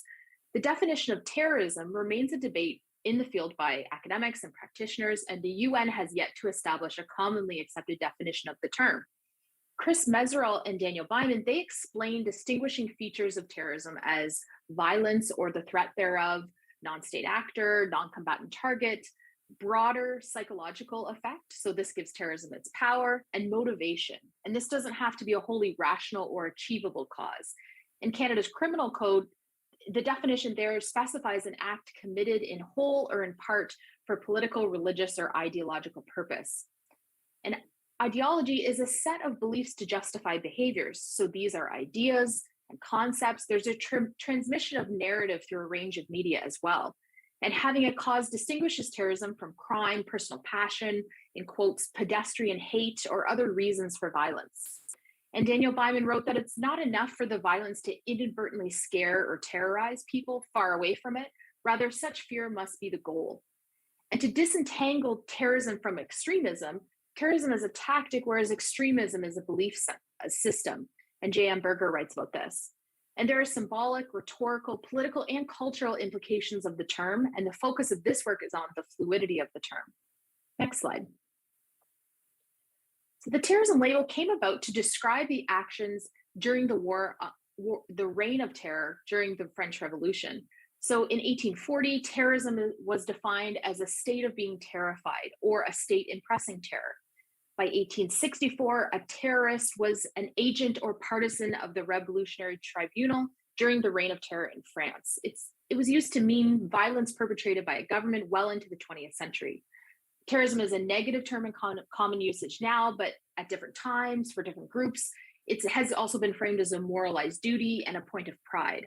The one man's terrorist is another man's freedom fighter is not only cliche, but it's also an obstacle in coping with terrorism. And the label became connected to a specific sense in 1973 when it was defined as a violent or destructive act committed by groups in order to intimidate a population or government into granting their demands. And in Canada in the 60s and 70s, this came in the form of imported homeland conflicts, and Canada is the base for addressing foreign grievances. Buzz phrases like political terrorism and international terrorism emerged in this era with links to national liberation in the 70s. And historically and geographically, there's a vagueness and plasticity to the term in the way it's applied by whom and to whom. Next slide. An enduring legacy of the 9/11 attacks is the jihadi-centric threat narrative that quickly developed and continued to influence what constitutes terrorism 20 years later. The criminal code offenses for terrorism were added in 2001 under the threat of Al-Qaeda. In this context, 59 of the 62 terrorism charges laid in Canada have been cases of individuals inspired by Al-Qaeda or ISIS, or the violent ideologies such groups espouse, or those who have claimed direct affiliation with a relatively stable or well-understood group like ISIS. The terrorism label in Canada, it extends beyond who is legally tried as terrorists, and there's a social, political element of who the media, politicians, and segments of society refer to as terrorists, and these labels can also differ over space and time. Next slide. The public reports on the terrorist threat to Canada from 2013 to 2018, they provide a snapshot of how the government was prioritizing and labeling threats during these years. So there's nearly an exclusive focus on Al-Qaeda and ISIS-inspired terrorism from 2013 to 2017 especially, looking at developments abroad, extremist travelers, the global environment, as well as an increase in low sophistication, high impact terrorism attacks. In 2017, the report references right-wing extremism as a growing concern in Canada. By 2018, the principal threat was those inspired by ISIS and Al-Qaeda, but the report mentions this growing concern of the threat posed by right-wing extremism, including explicit examples and referring to Justin Broke and Alexander Bissonnette as the face of right-wing extremism, in quotes. Justin Broke is mentioned in the 2018 report for his shooting rampage in 2014 in Moncton, but he is not mentioned in earlier reports. And there are references to the 2018 ban attack, and the report describes the incel movement as a, in quotes, lesser known form of ideological extremism. Next slide. The focus on jihadi terrorism for nearly 2 decades is very apparent also in Canada's terrorist entity listings. So this word cloud on the screen, it demonstrates the focus of the terminology used in the listings, titles, as well as descriptions. So the criterion for listing is the entity has knowingly carried out, attempted to carry out, participated in, or facilitated a terrorist activity, or the entity is knowingly acting on behalf of, or in the direction, at the direction of, or in association with an entity involved in a terrorist activity. So in their work for Brookings, Meserole and Byman, they also give us insights into that government lists are inherently biased. They did some cross-referencing through the Five Eyes. And they said, since the terrorist designation process involves considerable transaction costs, ushering a group through the process requires strong political incentive or motive. And the result is that not all actors and organizations that meet the definition of a terrorist group are equally likely to appear on the designated terror group list. Next slide. The fixation on Muslims, Arabs, and those framed as other as a threat to Canadian national security dominated threat perceptions post 9/11. However, according to the 2022 Global Terrorism Index report, in the West, terrorism divided into the sub-ideologies of far-right and far-left terrorism has now overtaken religious terrorism, almost exclusively termed as jihadi terrorism referenced in the report. So religiously motivated attacks have declined 82% in 2021, according to the report index. In 2018, the number of both deaths and incidents caused by far-right and far-left terrorism was higher than any other form of terrorism for the first time since 2007.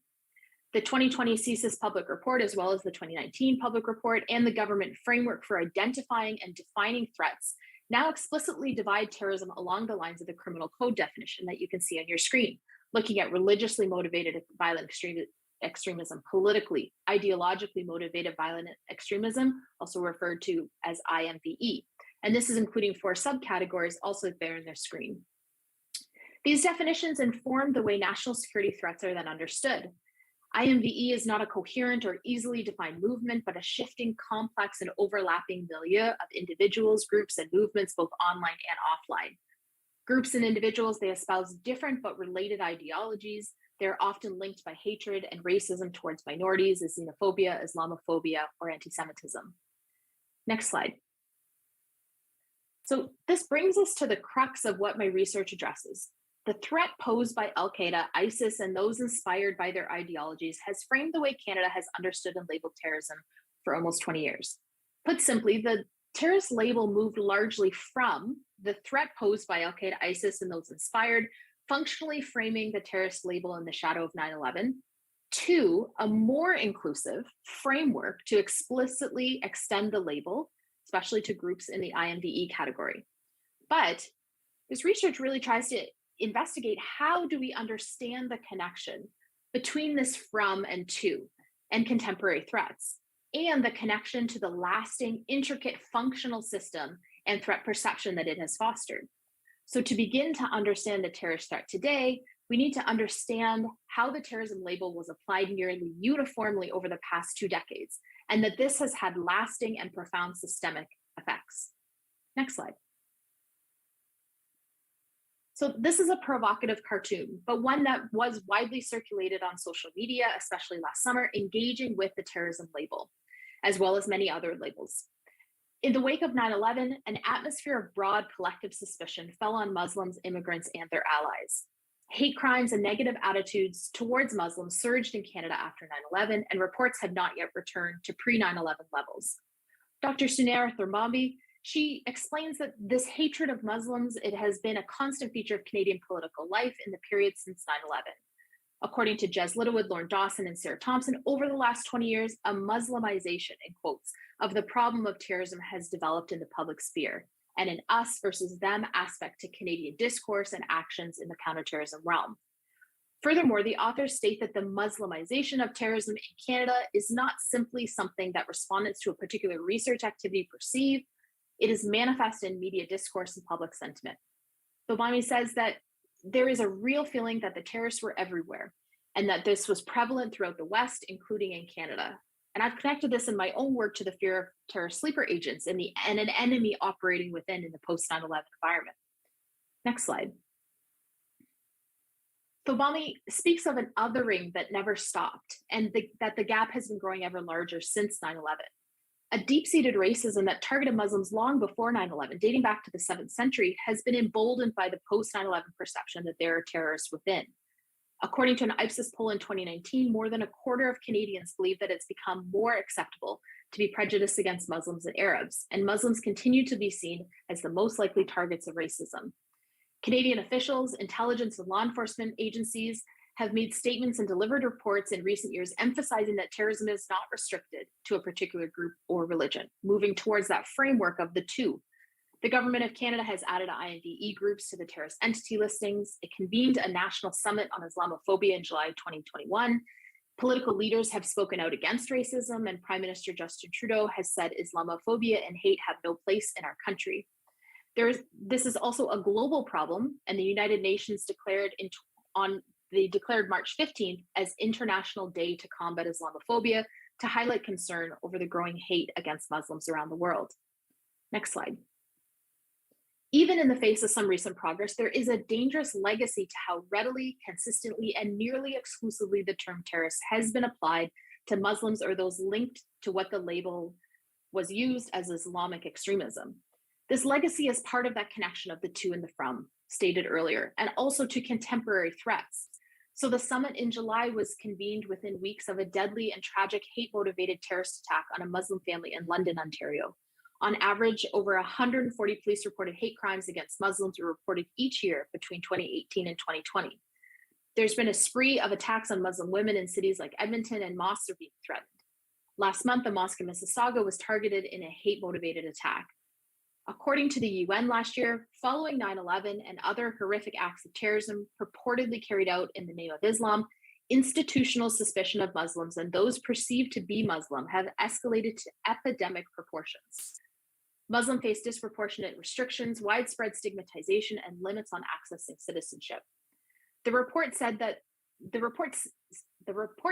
states had responded to security threats by adopting measures which disproportionately target Muslims and define Muslims as both high risk and at high risk of radicalization, drawing upon long entrenched imperialist essentializations of Muslims as cultural others. Laws, policies, and practices have also perpetuated harmful stereotypes and tropes that depict Muslims and their beliefs and culture as a threat.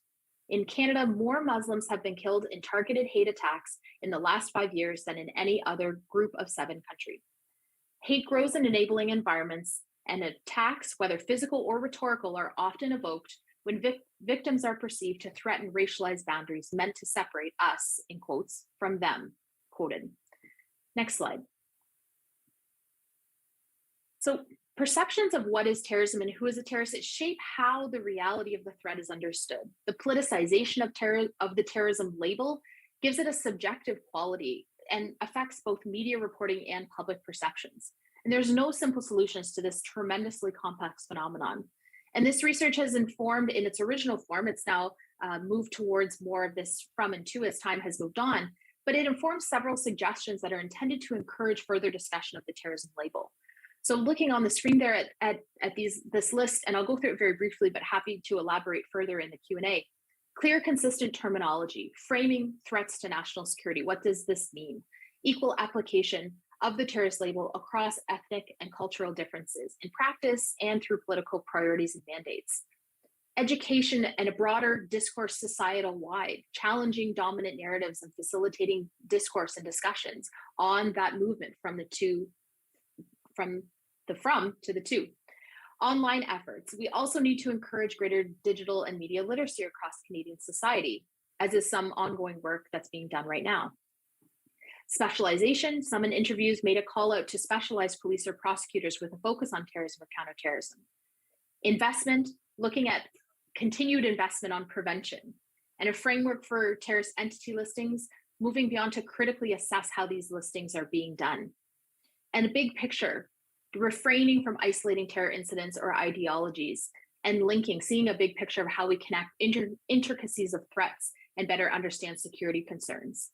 And prevention and resilience, fostering collective and individual resilience is at the core of prevention and preparedness. Next slide.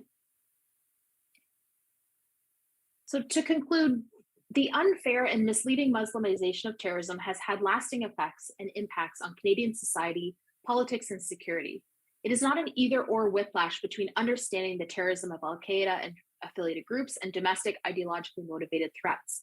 Seeing it as such runs the risk of returning to dated strategies and tactics and leaves us unprepared for a domestic threat that has escalated while reinforcing the terrorism industry left in the shadow of 9/11. Misinformation, disinformation, and foreign interference both fuel and are fueled by the growth of populism and the rise of conspiracy theories. COVID-19 has provided the perfect storm for the spread of misinformation, with its inherent and persistent uncertainty causing anxiety and vulnerability, which has fueled prejudice and hate against minority groups.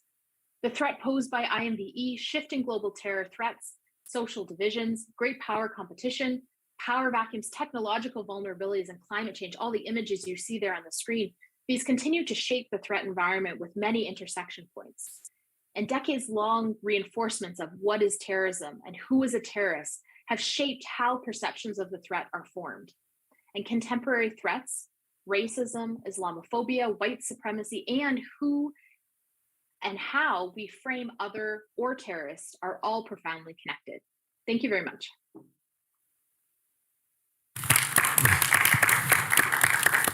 Thank you, Shannon. And now Johanna Maas will be speaking on One of the Boys, Social Identity and Gender Performances of Military Women in the Canadian Armed Forces Ground Combat Operations. And may take a second for the slides to change.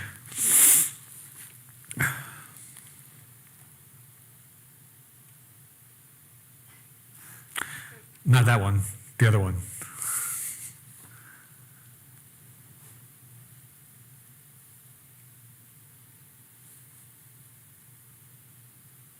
Yes, thank you. So thank you for welcoming me here. That's a bit weird. So my name is Johanna Masse, and I'm here to, and as Steve Seidman said, I'm the CDSN postdoctoral fellow, and I'm here today to talk about my research as part of my fellowship. But unfortunately, I don't have any result to present to you today because I'm still deep into interview. I lost a lot of time during my research. But today I want to present you kind of the background of the research and the conceptual and theoretical background about why I thought this research was important, and I think you will see also it. And why more than ever it's timely to have such a research around gender and the military. But before beginning, I have to explain a bit about where I come from, and I come from the conflict field and the terrorist field. So my doctoral research was about the politicization and sometimes violent engagement of women during political conflict, more especially in the case of Northern Ireland troubles and Palestinian intifadas. And I was looking at how gender stereotype influence politicization and influence action. So with the current research I'm doing, it's the same thing, but in a different context, which is the one of the legitimate use of force. I'm still looking at gender stereotype and how women combat, military women in ground combat occupation navigate gender stereotype. So let's begin. So let's begin by explaining how this presentation is structured. So I will begin by talking about why women are an issue for the CAF and how it is a multifaceted issue when it comes to women and what we need to do about it. It's what first interested me into the topic, a topic that I choose to approach in a way that you may not be familiar with, which is the way of, I mean, I'm a political scientist, but I'm a sociologist at heart. And so I'm using Irving Goffman concept of mask and also Judith Butler concept of performance, which is very close from also Goffman concept of display. about to interrogate gender identity, or we can say gender identities, and how they define and how they are constructed within the military institution. So the idea was to look at what is for me the core of the inquiry here, and it is what does a soldier look like, and what it is when you don't like, as a soldier, you don't like as a soldier should like. And it led me to be interested in particular in women in combat traits, which are kind of the very end of the spectrum when we talk about a gender, a stereotype, a very masculine, I mean, what is as a very masculine occupation, and the quintessential representation of what a soldier should look like, and how I approach this in my study, which will be at the very end of the presentation. But let's begin. I'm losing a bit of time, but so why now more than ever women are priority for the CAF? I mean, it's a priority for the Canadian government. As Canada is trying to establish itself as a leader when it comes, for instance, of the WPS, the Women, Peace and Security Agenda, and to defend its feminist foreign policy. For the CAF, especially, when it comes to women, we have questions about the recruitment of women and the retention of women, who are kind of big issues at the moment, because the CAF had for goal by 2025 to have one out of 4 members a woman, which right now seems impossible because today about 16% of the military members are women.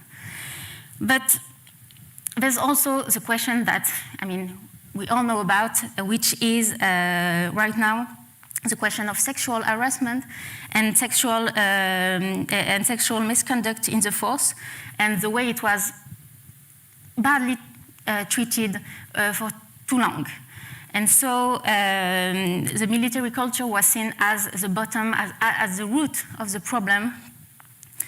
And the Canadian military, like many other military around the world, was accused to be relying on an idea of masculinity which was seen as toxic. And it needed to change, but the million-dollar question was how to change this culture. The easiest solution should be to add more women, the kind of add women and steer recipe. But as we saw, it's impossible because we are far away from attaining the goal when it comes to recruitment of women in the force. But it's also because, I mean, the CAF is not always seen today as an employer of choice in general, not only for women. But everything, it's women are a challenge and an issue for the CAF at the moment. And that led me to be interested in the history of women in the CAF. And it is a history far way older than you might think of. We can, I mean, exactly it could be 137 years if we think of the Northern Rebellion, the first event where women for the first time entered the military force. But they entered as nurses and they entered as civilians, so not exactly the same. And it's only, for example, during the First World War that women enter in position other than nursing. Also, the Second World War was a kind of a turning point because it's the first time we've seen as many as women that we saw, women volunteers entering the armed force in full time.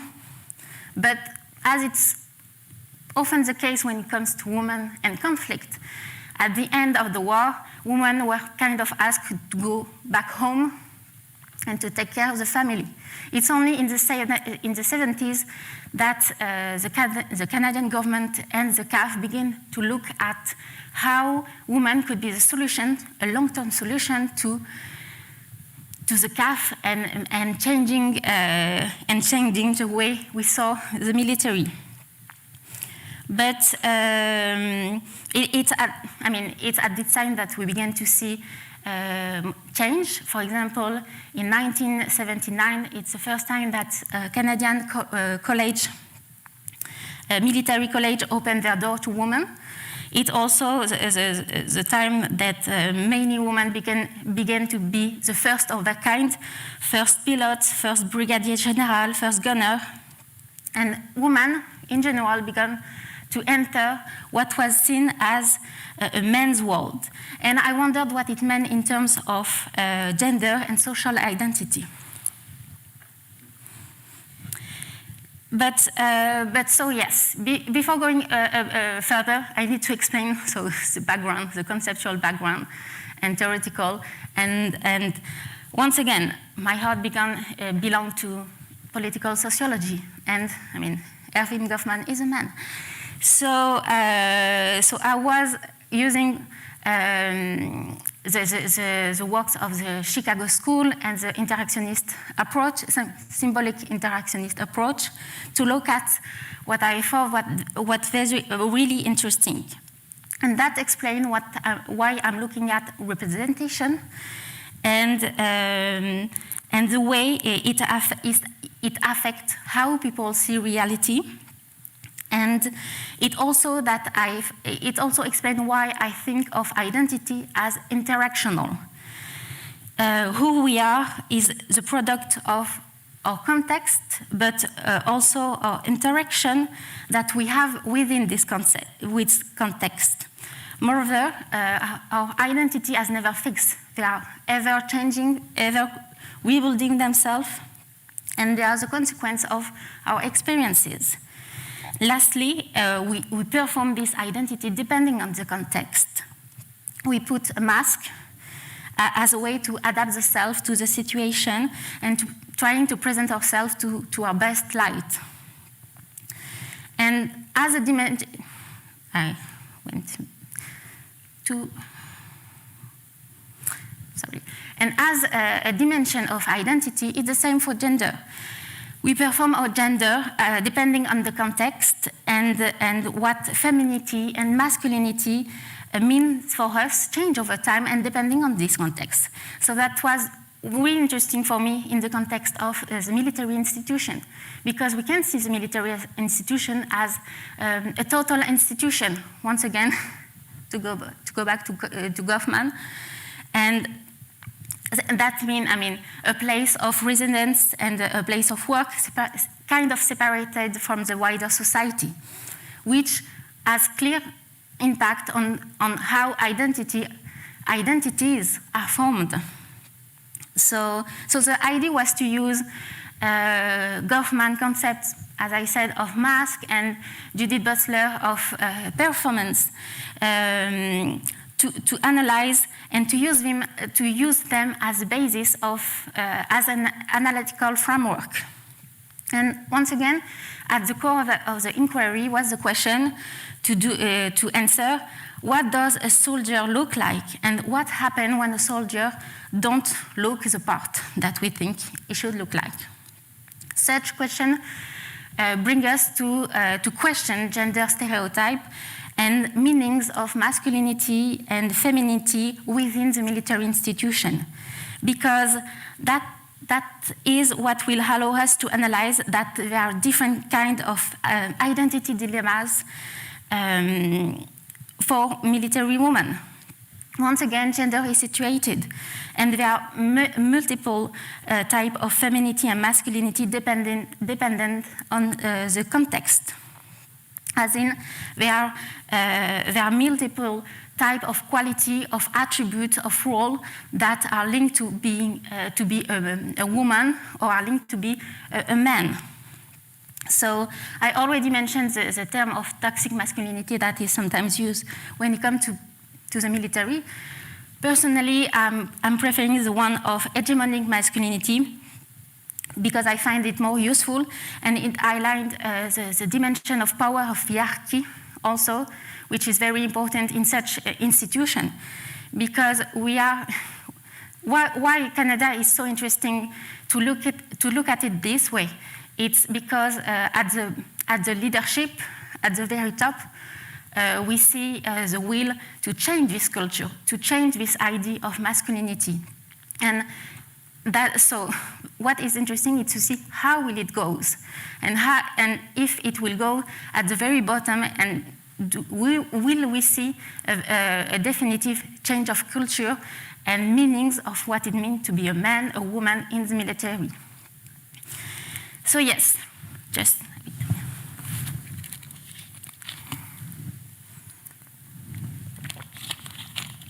I'm speaking a lot.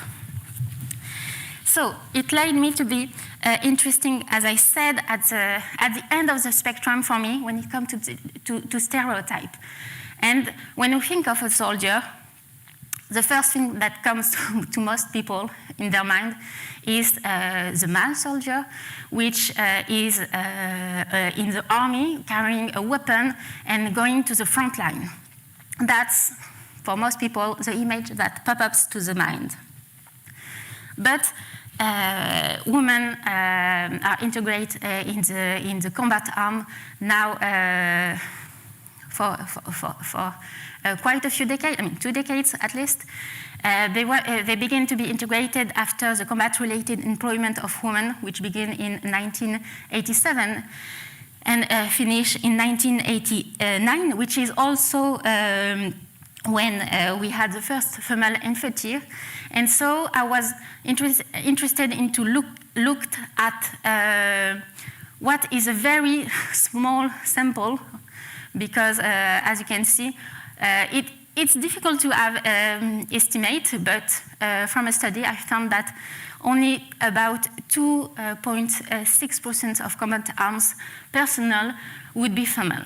So that's regarding the whole military, and regarding women integration in the force, it's the very few, and that's what I found very interesting.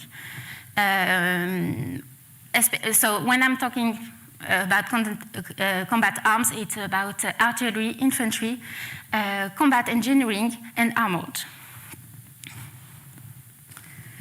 So yes, the idea was to gather women's stories at the officer level, but also at the NCM level, because I wanted, I mean, in such a small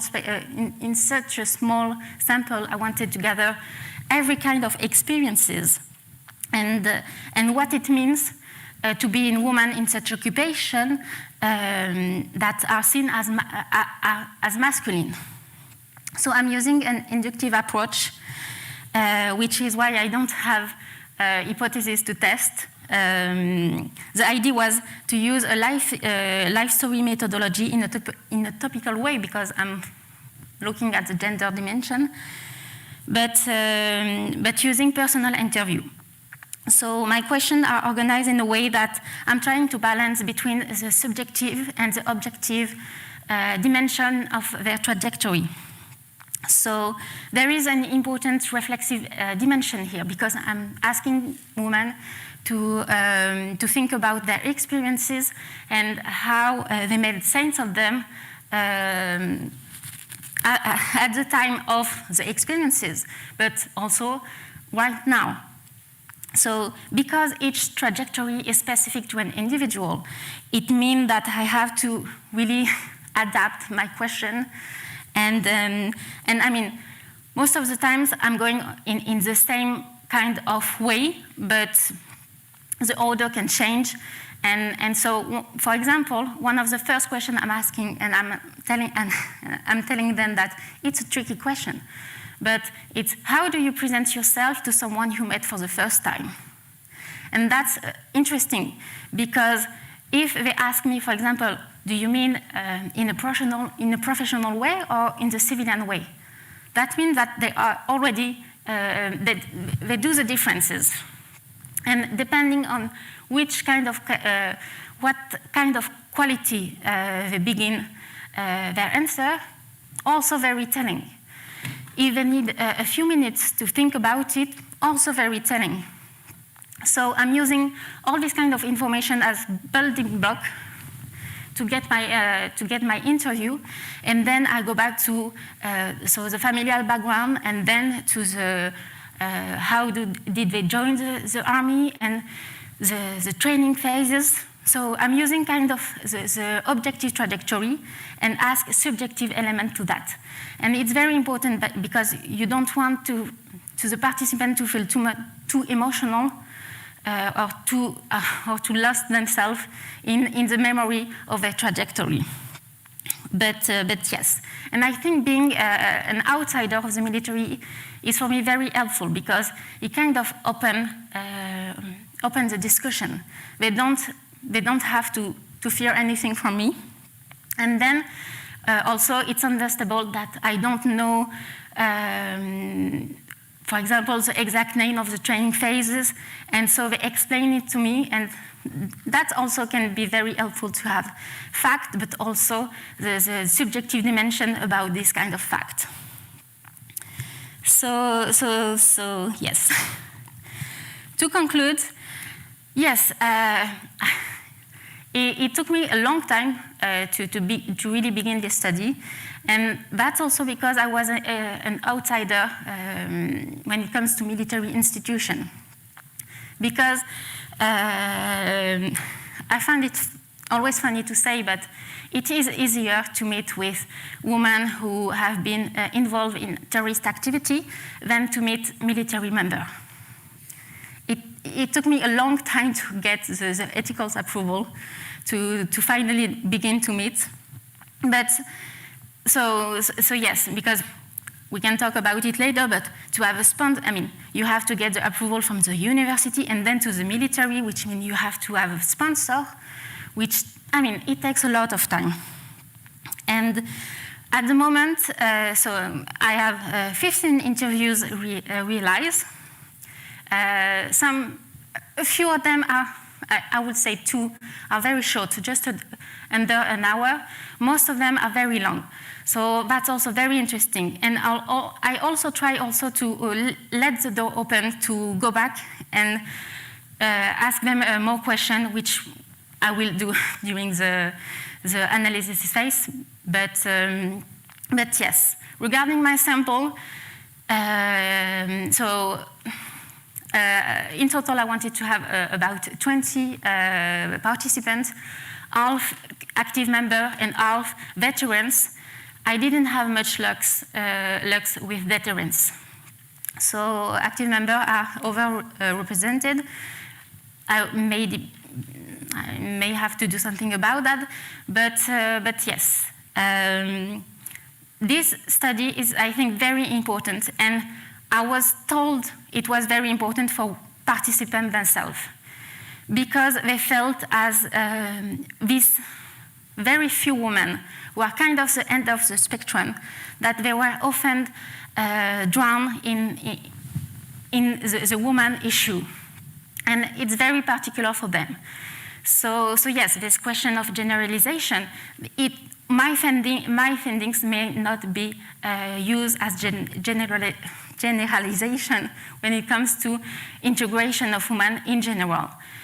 But I think it will lead to very interesting results, and I'm happy to answer any question you may have about it. And that's it. Thank you very much. Excuse me. And last but certainly not least, Caroline Batka on cultural aspects facilitating and hindering the U.S. Department of Defense's integration of private military contractors. And again, for the slides to come up. Thank you, everyone. While the slides are getting up, I'll just take a minute to say thank you so much for having me here.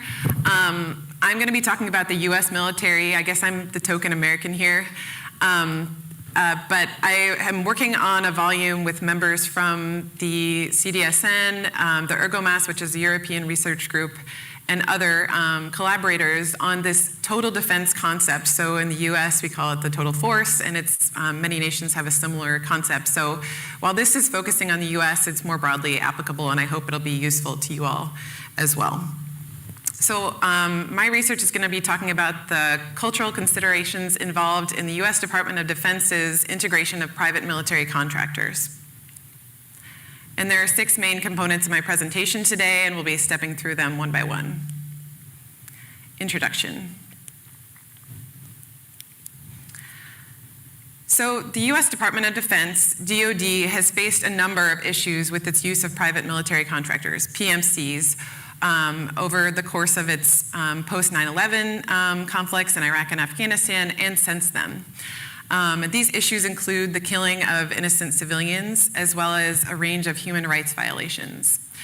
The Commission on Wartime Contracted estimated that during just the first 10 years of those conflicts in Iraq and Afghanistan, that the financial cost to taxpayers of the fraud, waste, and abuse was on the order of between $31 billion and $60 billion, just from that wasteful spending. So oversight entities said that DoD needed to integrate these contractors to better oversee them. So as DoD has sought to integrate them, it's dealt with issues of dueling desires, these institutional conundrums that I have labeled here. So the first is the desire to, on one hand, streamline the bureaucracy and realize some of the cost effectiveness of using contractors in the first place, that they can be, in some instances, cheaper. But on the other hand, wanting to improve the oversight of the contractors and enlarge the bureaucracy and the personnel and have a robust system for oversight.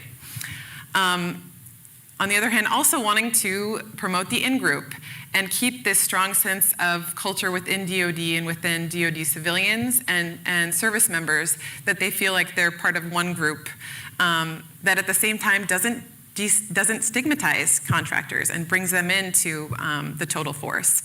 So I'm going to be talking about the research that I've done that looks at the cultural factors affecting this reconciliation of institutional conundrums.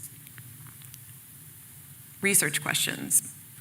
The specific research questions are: which aspects of DoD culture facilitate its integration of PMCs, and which aspects of DoD culture hinder this facilitation? Methodology. So this is a qualitative case study in that it looks at a phenomenon in its context using a variety of different data collection techniques. I used 5. The first is looking at academic and policy literature.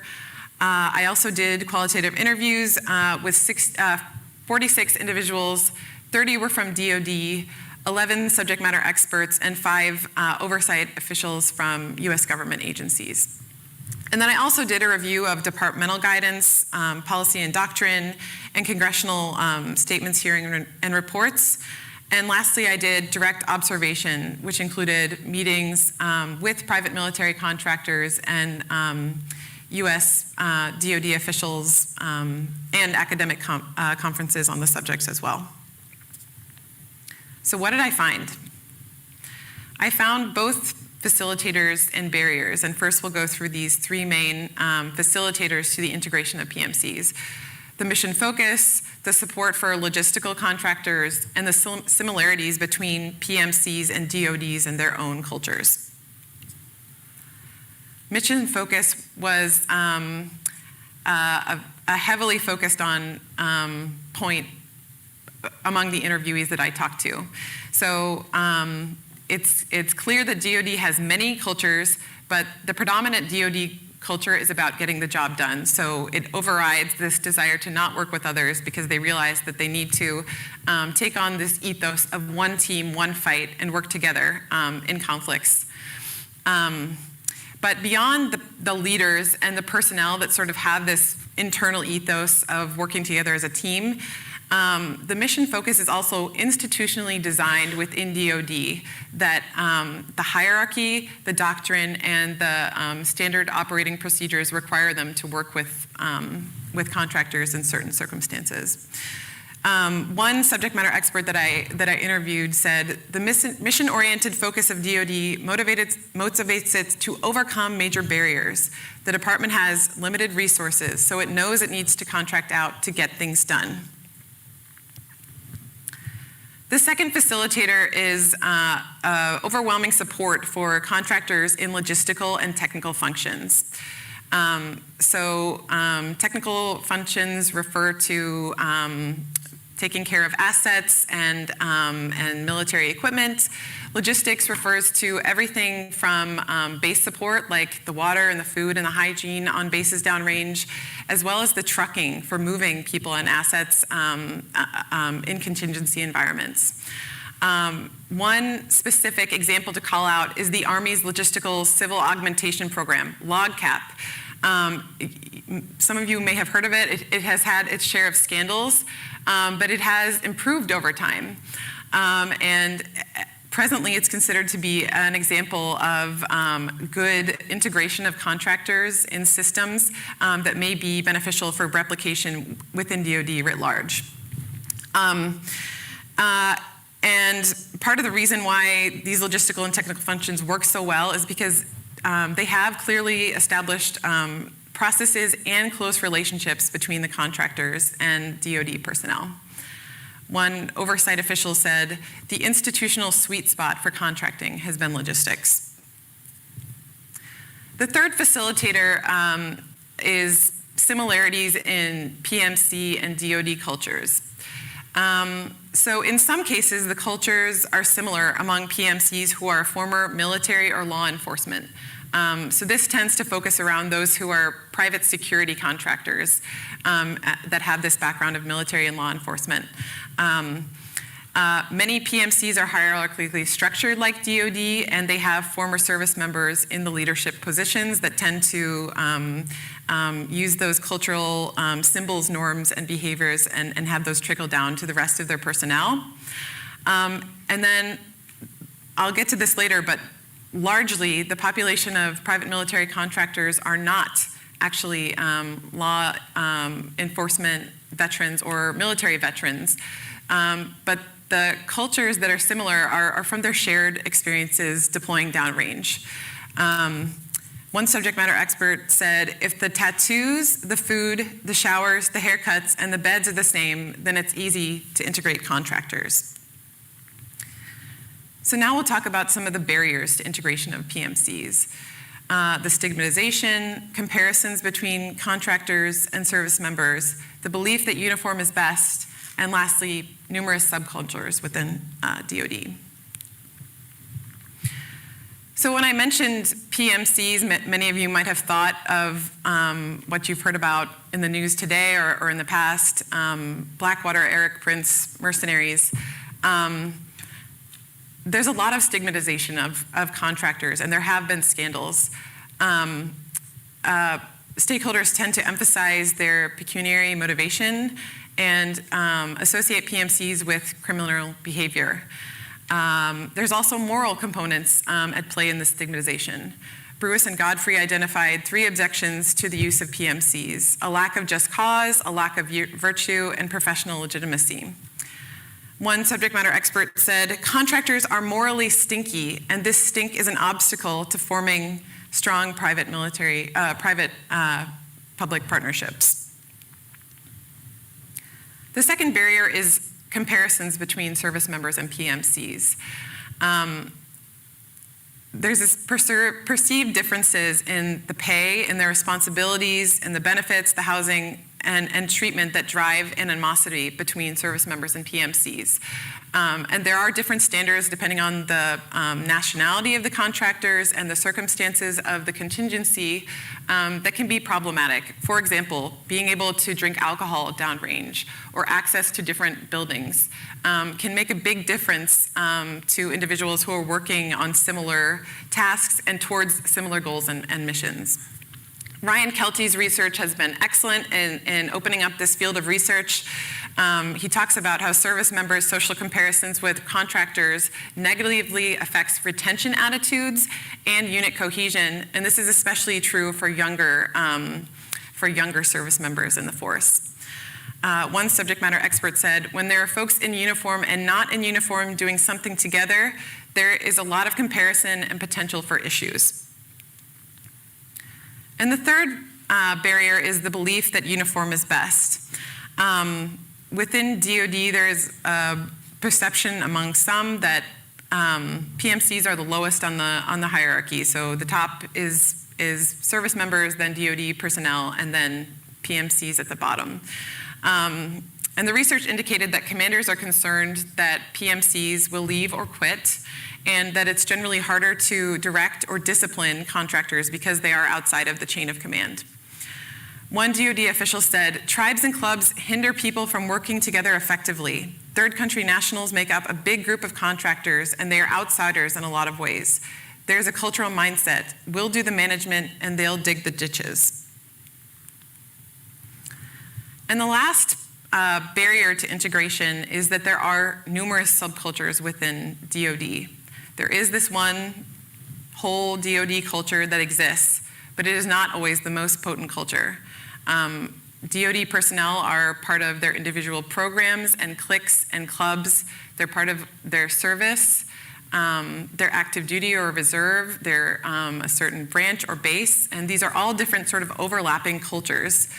And in both the congressional research and in talking to interviewees, one point that came out was that they were comparing this PMC integration to the Goldwater-Nichols Act, which came out in 1986, and it was focused on improving inter-service rivalry and also jointness across the force. A DoD official said, "DoD does everything from delivering ordinances to delivering babies. There is no culture. DoD is just a bunch of centers of advocacy. Everyone is advocating for their budget and their program." Discussion. So what does all this mean as we sort of move forward in thinking about contractors as part of a DoD force and as part of other military's total defense forces? It's not surprising that what I found was that these facilitators to PMC integration tend to center around commonalities and cultures, and that the barriers tend to center around differences in culture. But the big takeaway, actually, if we take a step back and look at the broader field of research, is that there are overlying and underlying myths and misperceptions about what the cultural commonalities and differences are.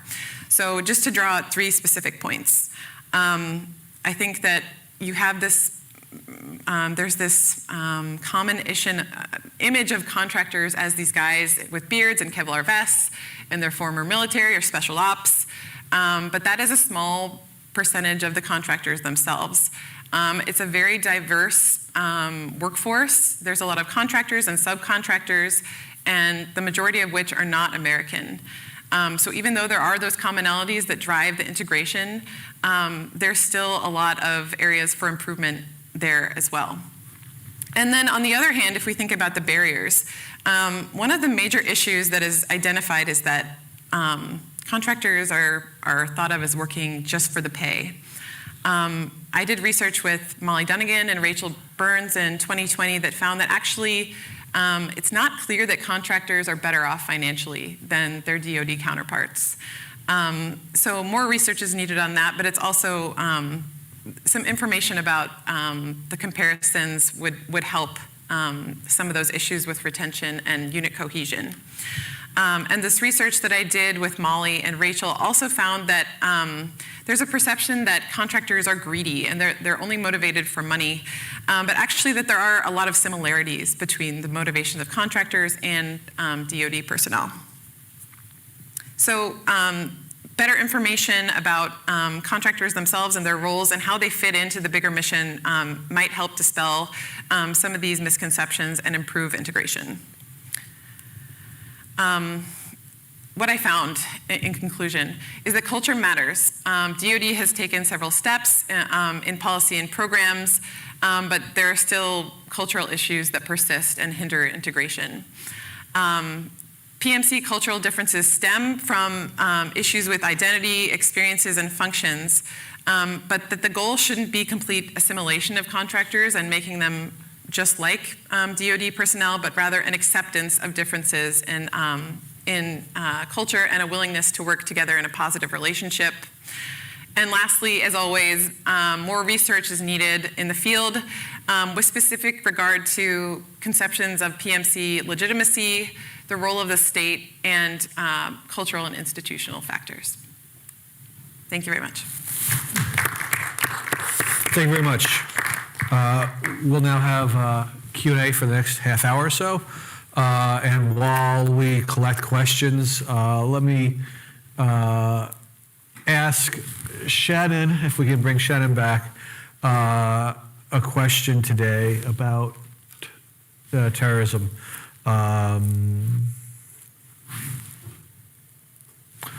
Or if we can't get Shannon back. Shannon, how you doing? All right. Hi, I'm here. So, all right. So the question I have, I mean, it's interesting because basically, by accident or maybe you had purpose long ago of that all three papers or all three presentations focus on culture in different ways. And I guess what I'm curious about from your standpoint, Shannon, is why is it that it, I guess the question is, given the perceptions of the othering of Muslims, why aren't we seeing more othering of, or is there othering of sort of incels and far right-wing extremists? Because as Canada gets more diverse, it seems to me that the minority that we should be seen as the other are these intolerant people. And I guess the question is that happened? Are we now seeing, have we seen in the past year or two more of a sense of white supremacy as the predominant threat? I mean, it's clearly the predominant threat given the numbers of what's happening in terms of violence. Are we seeing the culture catch up to this? Yeah, that's a great question, Steve. Thanks for that. I've done a lot of thinking on that myself.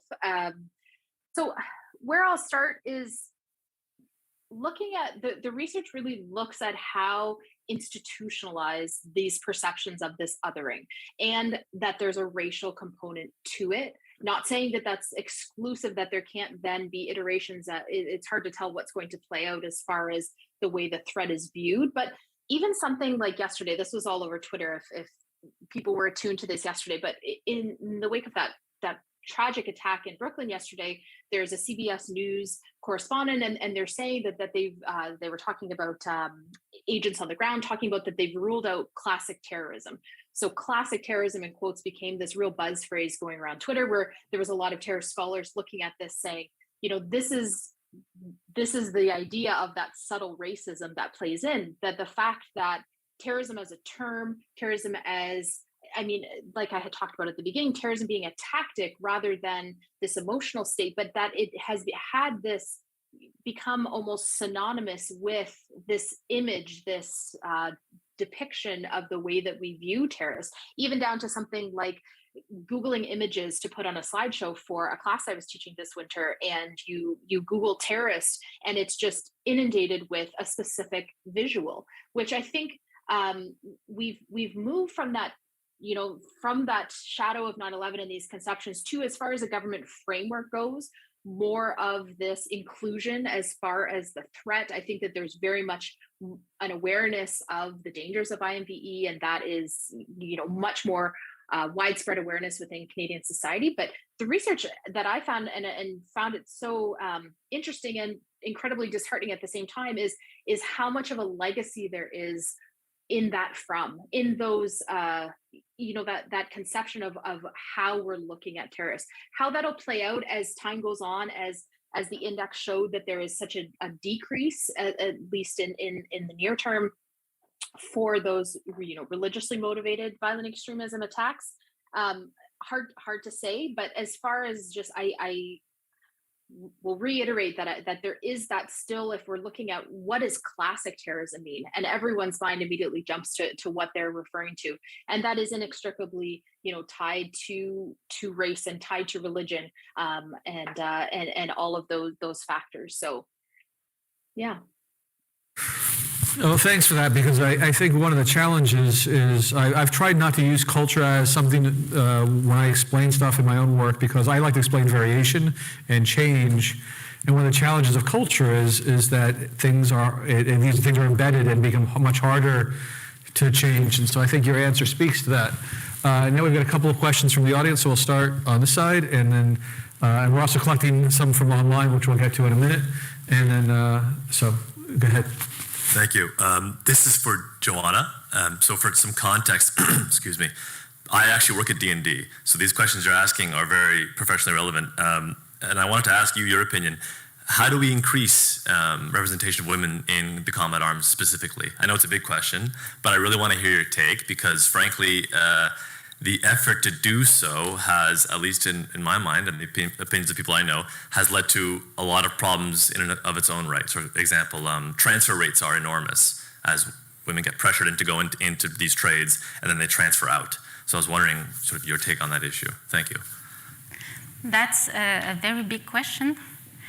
And I mean, my study is not about recruitment and retention, but from what I can see from my study is that, I mean, we need to have a better understanding of how it is for women who are currently in the combat arms to play on what led them to choose this profession, this occupation. And also to see what obstacle and challenge they have, and that sometimes made them feel like there's no future for them in such trade. So, I mean, regarding retention, there's a question of the family life and how it is possible to balance both. And some of my participants have very good idea about it. For example, facilitate the transfer between regular force and reserve force for them to juggle this position. And there's also the question of deployment, which, I mean, most of the participants thought it was a really good thing, and they love the thing of being deployed and meet other and do something. But when you have a family life, and especially when you have your husband or wife are also in the military, it's becoming difficult to juggle. So there's need around this to do that, to see how it can facilitate. But there's also, I mean, most of my participants were very in love with the military, and they love being part of the military institution.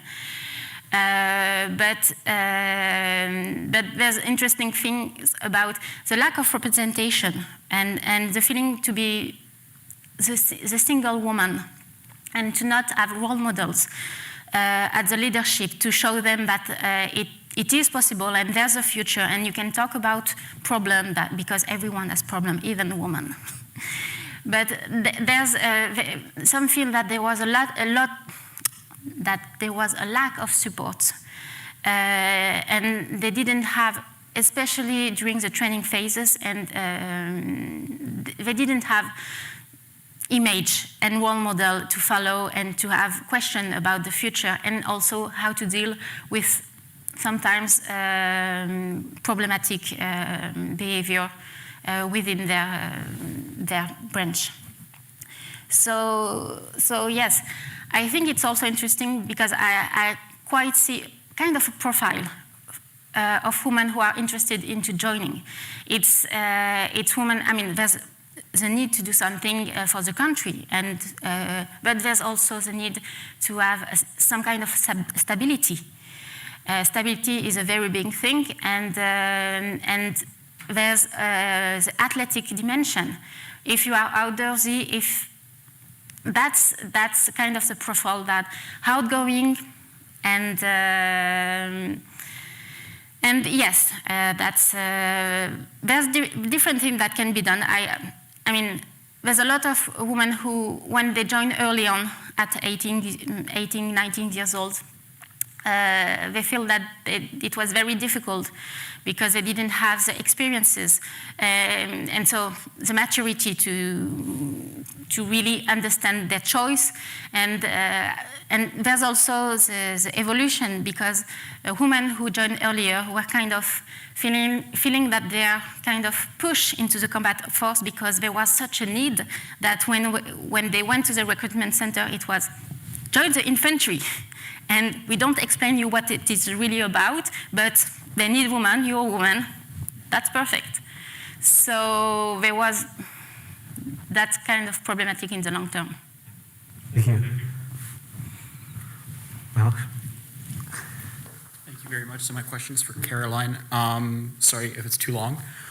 So with an approach not too dissimilar to the French Foreign Legion, so kind of having an extra branch on the side for PMCs, kind of help with esprit de corps and morality, and also wouldn't it also help with the oversight problems that we're seeing on the part of DoD?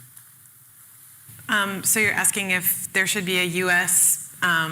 Like French Foreign Legion concept sort of for contractors? Yeah, I've heard. So I did my PhD in Europe, and there's been a lot of talk in Europe and thinking about like a European Foreign Legion. And I actually have a family member who was in the French Foreign Legion and then switched over to being a private military contractor because the money was better. I mean, you talked about the money. I think that one of the things that I talked about, this idea about uniform is best, the reason why there are challenges with DoD integrating contractors is because DoD doesn't really want to. There's this like constant tension about we want to do better. They put it in doctrine. They take all these practical steps to really do it. But I think that in terms of creating these structural and institutional ideas, like you said, like a Foreign Legion or something that has a real structure and longevity, people would be opposed to it because they want to sort of be free of them when they're able to cut down and sort of work on the cuts and slimming down the bureaucracy. So it's an interesting concept, and I'd be interested if you have thoughts about it too. Just really curious, that's it. Thank you. One of the questions from the internet is, what strategies can we utilize to combat Islamophobia? How do we eradicate policies that are inherently racist? Shannon? Good luck solving this problem. But how do we make our terrorism policies or anti-terrorism policies less racist? Yeah, so that's a huge question, an important question. I want to say I'm not an expert in combating Islamophobia. I can share some reflections based off of my own learning and research in this project. It has to include the involvement of voices of lived experience, communities facing Islamophobia, and there's a lot of incredible work being done.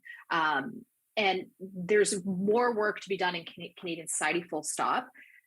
Some of that, I mean, just again, from the reading and trying to educate myself, some of that work looks at, learning about Islam and Islamophobia and challenging mental constructs and what is built into systems. That's something that I've been doing along with this work to try to really understand why there are these mental constructs. Relationship building with Muslim communities is important.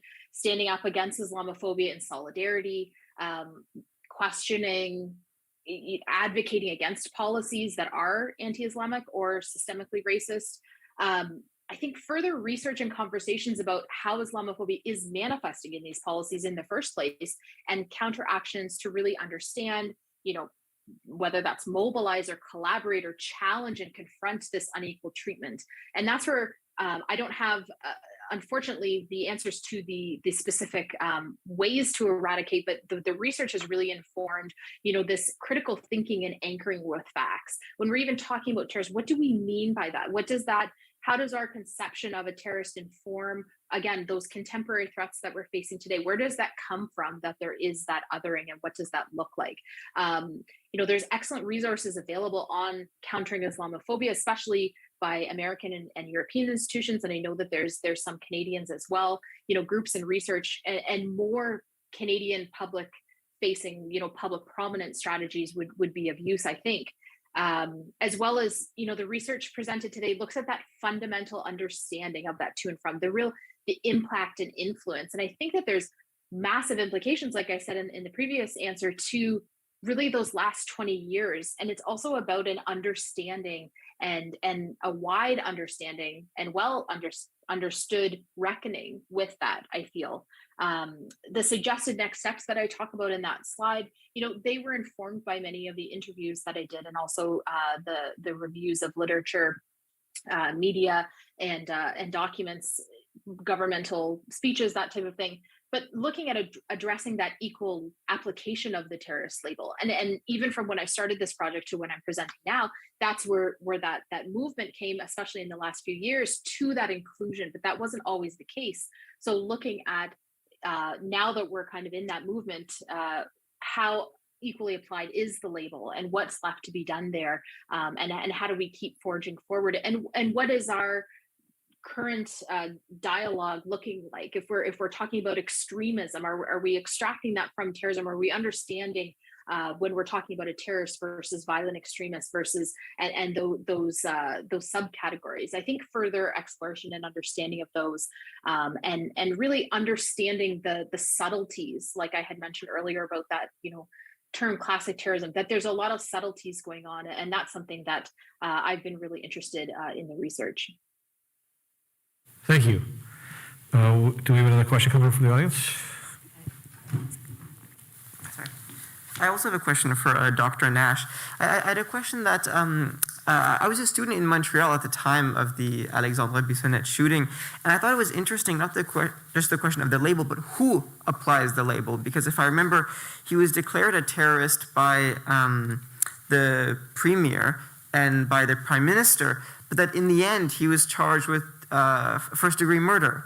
And I was wondering if you thought that, and I think the Crown, they later said that it was because it was too difficult to prove the terrorism charge. So I was wondering if you thought that that was significant, that who declares it. And also, related to that is a second question of, given the changing nature of terrorism, do you think that the criminal code definition should be amended? And if so, what would you suggest it include or not include? Thank you. Great, thank you so much.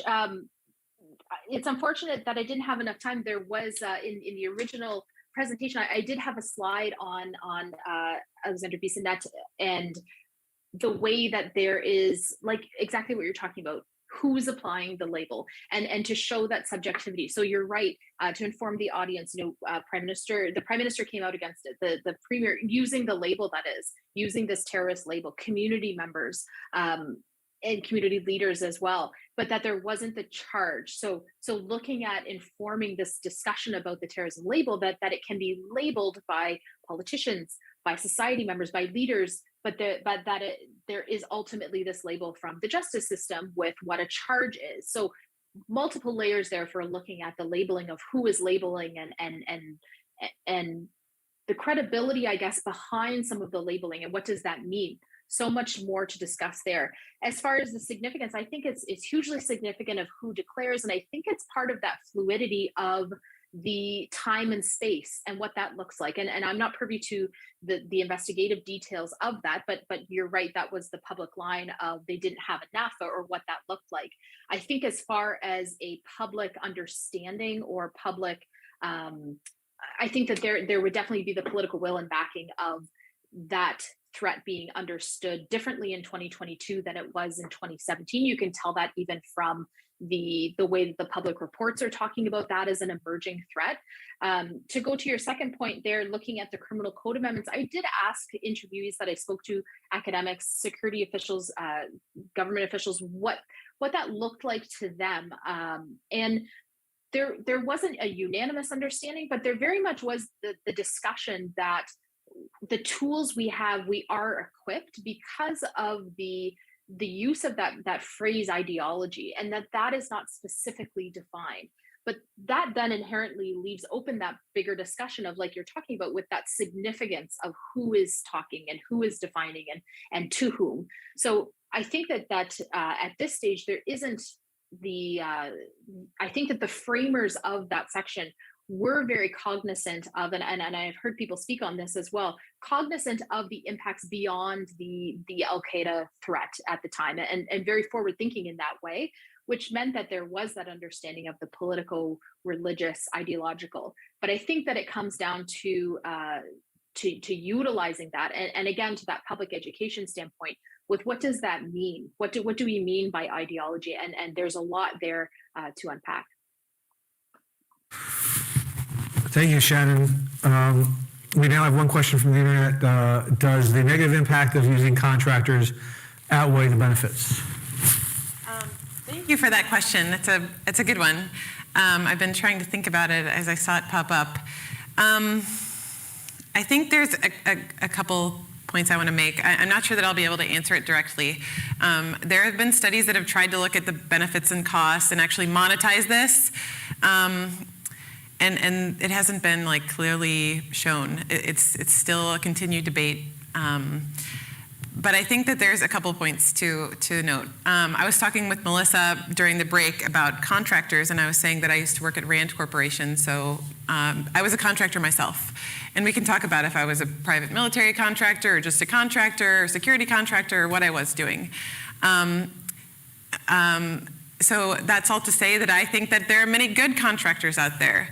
But on the other side of that coin, there have been some just atrocious scandals.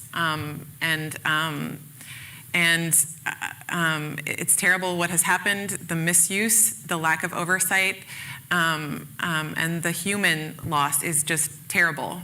It's also part of war. And there's also terrible loss of life and human rights violations involved with state actors in DoD and otherwise. So I think it's hard to sort of weigh both sides of this. And then the other point that I wanted to make also is that it's not a question of whether we should use contractors or not for the US military, because in fact, DoD cannot engage in any expeditionary conflict without contractors. This is a huge component of their resources and their force and also their capabilities. So for DoD specifically, it's not a question of whether they will. It's more of a question about how and how we can better improve the oversight. Thank you. We have another question from the audience. Thank you all for your presentations. They were really interesting. I have a question for Dr. Massey. In regards to the Ukraine conflict, there's been many images of women joining the territorial defense forces, really joining the efforts. I saw pictures of Twitter of female politicians posing with AK-47s.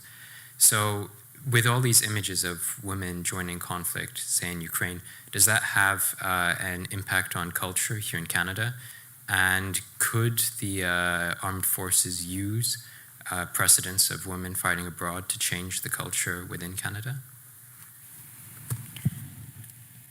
I mean, Canada is a leader when it comes to women integration. And I mean, comparing to the Ukrainian who began to accept women in their rank, I think, in 2017.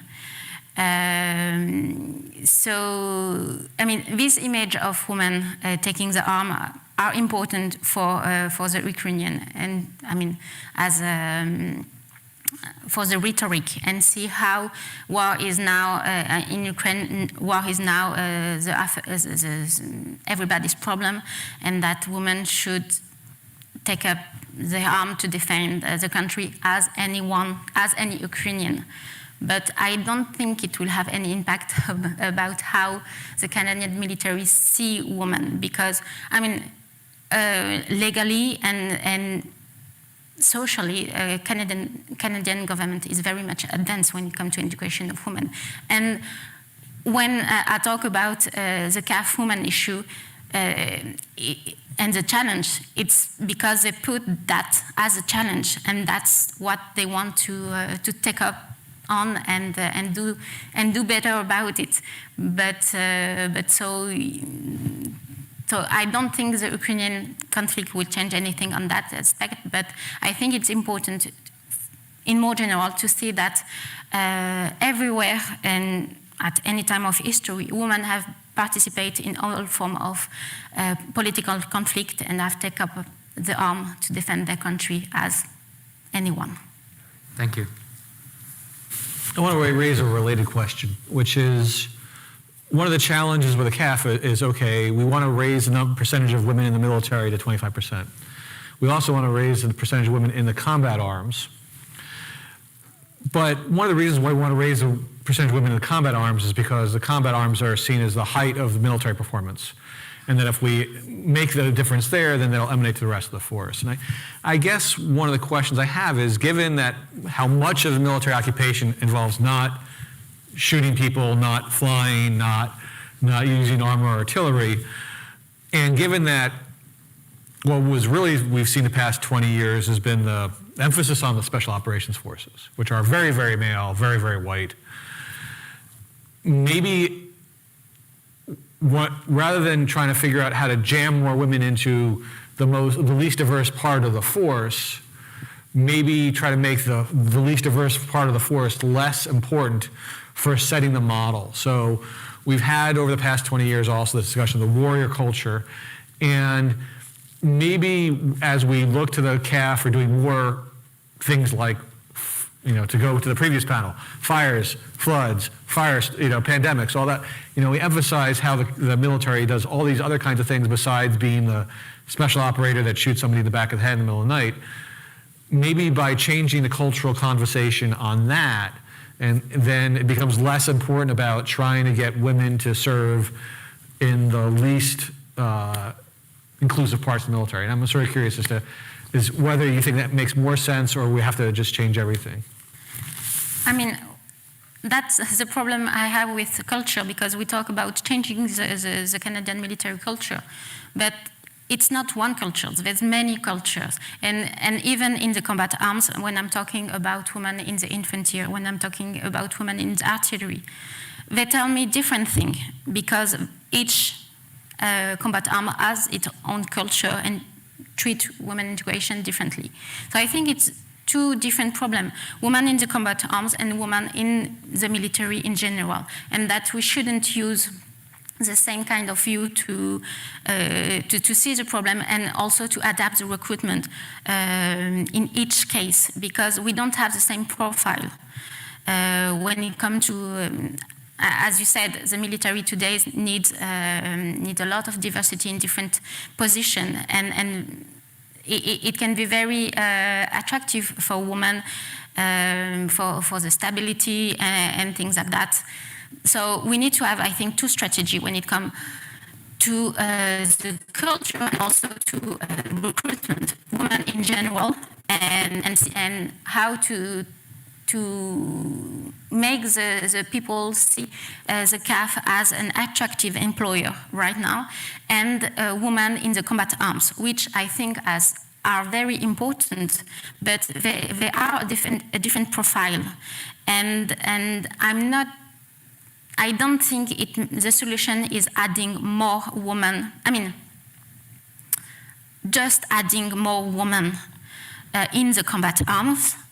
But I mean, slowly it's happening, because we see right now there's more than ever women at junior officer level, and which is very important because it will change over time. But we need to separate both and adapt the strategy in different cases. Thank you. I guess one of the biggest challenges for each of the three presentations is when we speak of culture, culture is not just something governments can change, right?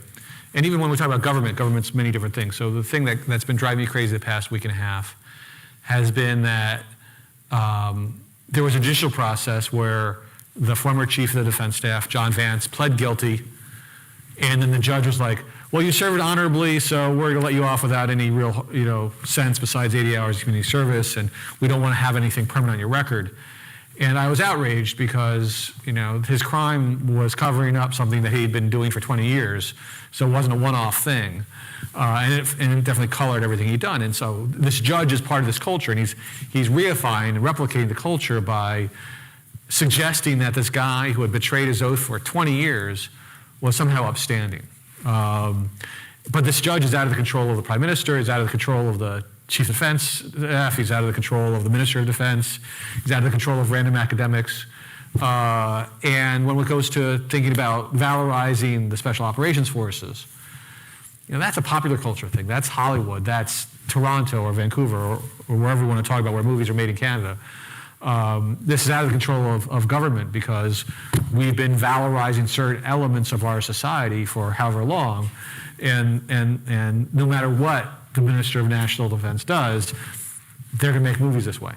And even if they were able to change movies made in Canada, the movies in the United States would be made the same way as before. So one of the things I'm stumbling with is just trying to figure out how do we change culture. So, how do we change this image of private military contractors when most of them are actually just Pakistanis and Bengalis feeding, unfortunately, pork to American soldiers in Afghanistan and Iraq? That's not, the majority of them are not Blackwater. On the other hand, Blackwater has an outsized impact on the culture, right? We have this image of these folks. And then getting to Shannon's work, it's this random reporter talking about classic terrorism. It's like, is that classic Coke? Is that better than the new form of terrorism? But it's clearly sending the signal of, well, the person didn't have a long beard, didn't look like they were from the Middle East, so therefore it's not. And that's not a really productive way to go about things, but it's how do we change these attitudes? And it takes a lot of work. And it takes a lot of time for scholars like you to do this work and to publicize and to talk to the media, so that maybe sometimes media folks will actually get things straight. Like there was a guy last month talking about the war in Ukraine, talking about, well, this is different because it's between civilized people, and it's like,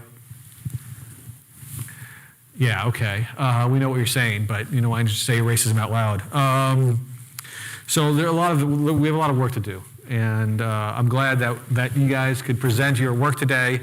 I appreciate the earlier panel presenting your work, that you're all working on really important issues, and I'm glad that we have a chance for you guys to present it to a different audience than you originally presented before. And this stuff's going to live online forever, and hopefully by being online, it'll eventually change the culture.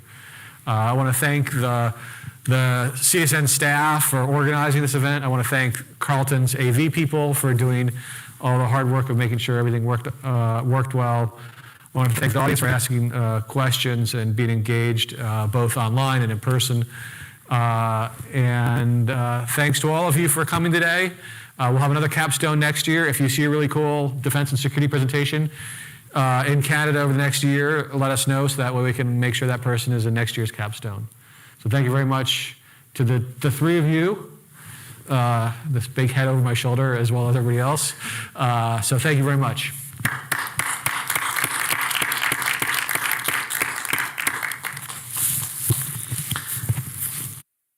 Everybody down here for a second from the participants so we can scheme this evening's events, make sure we don't get lost.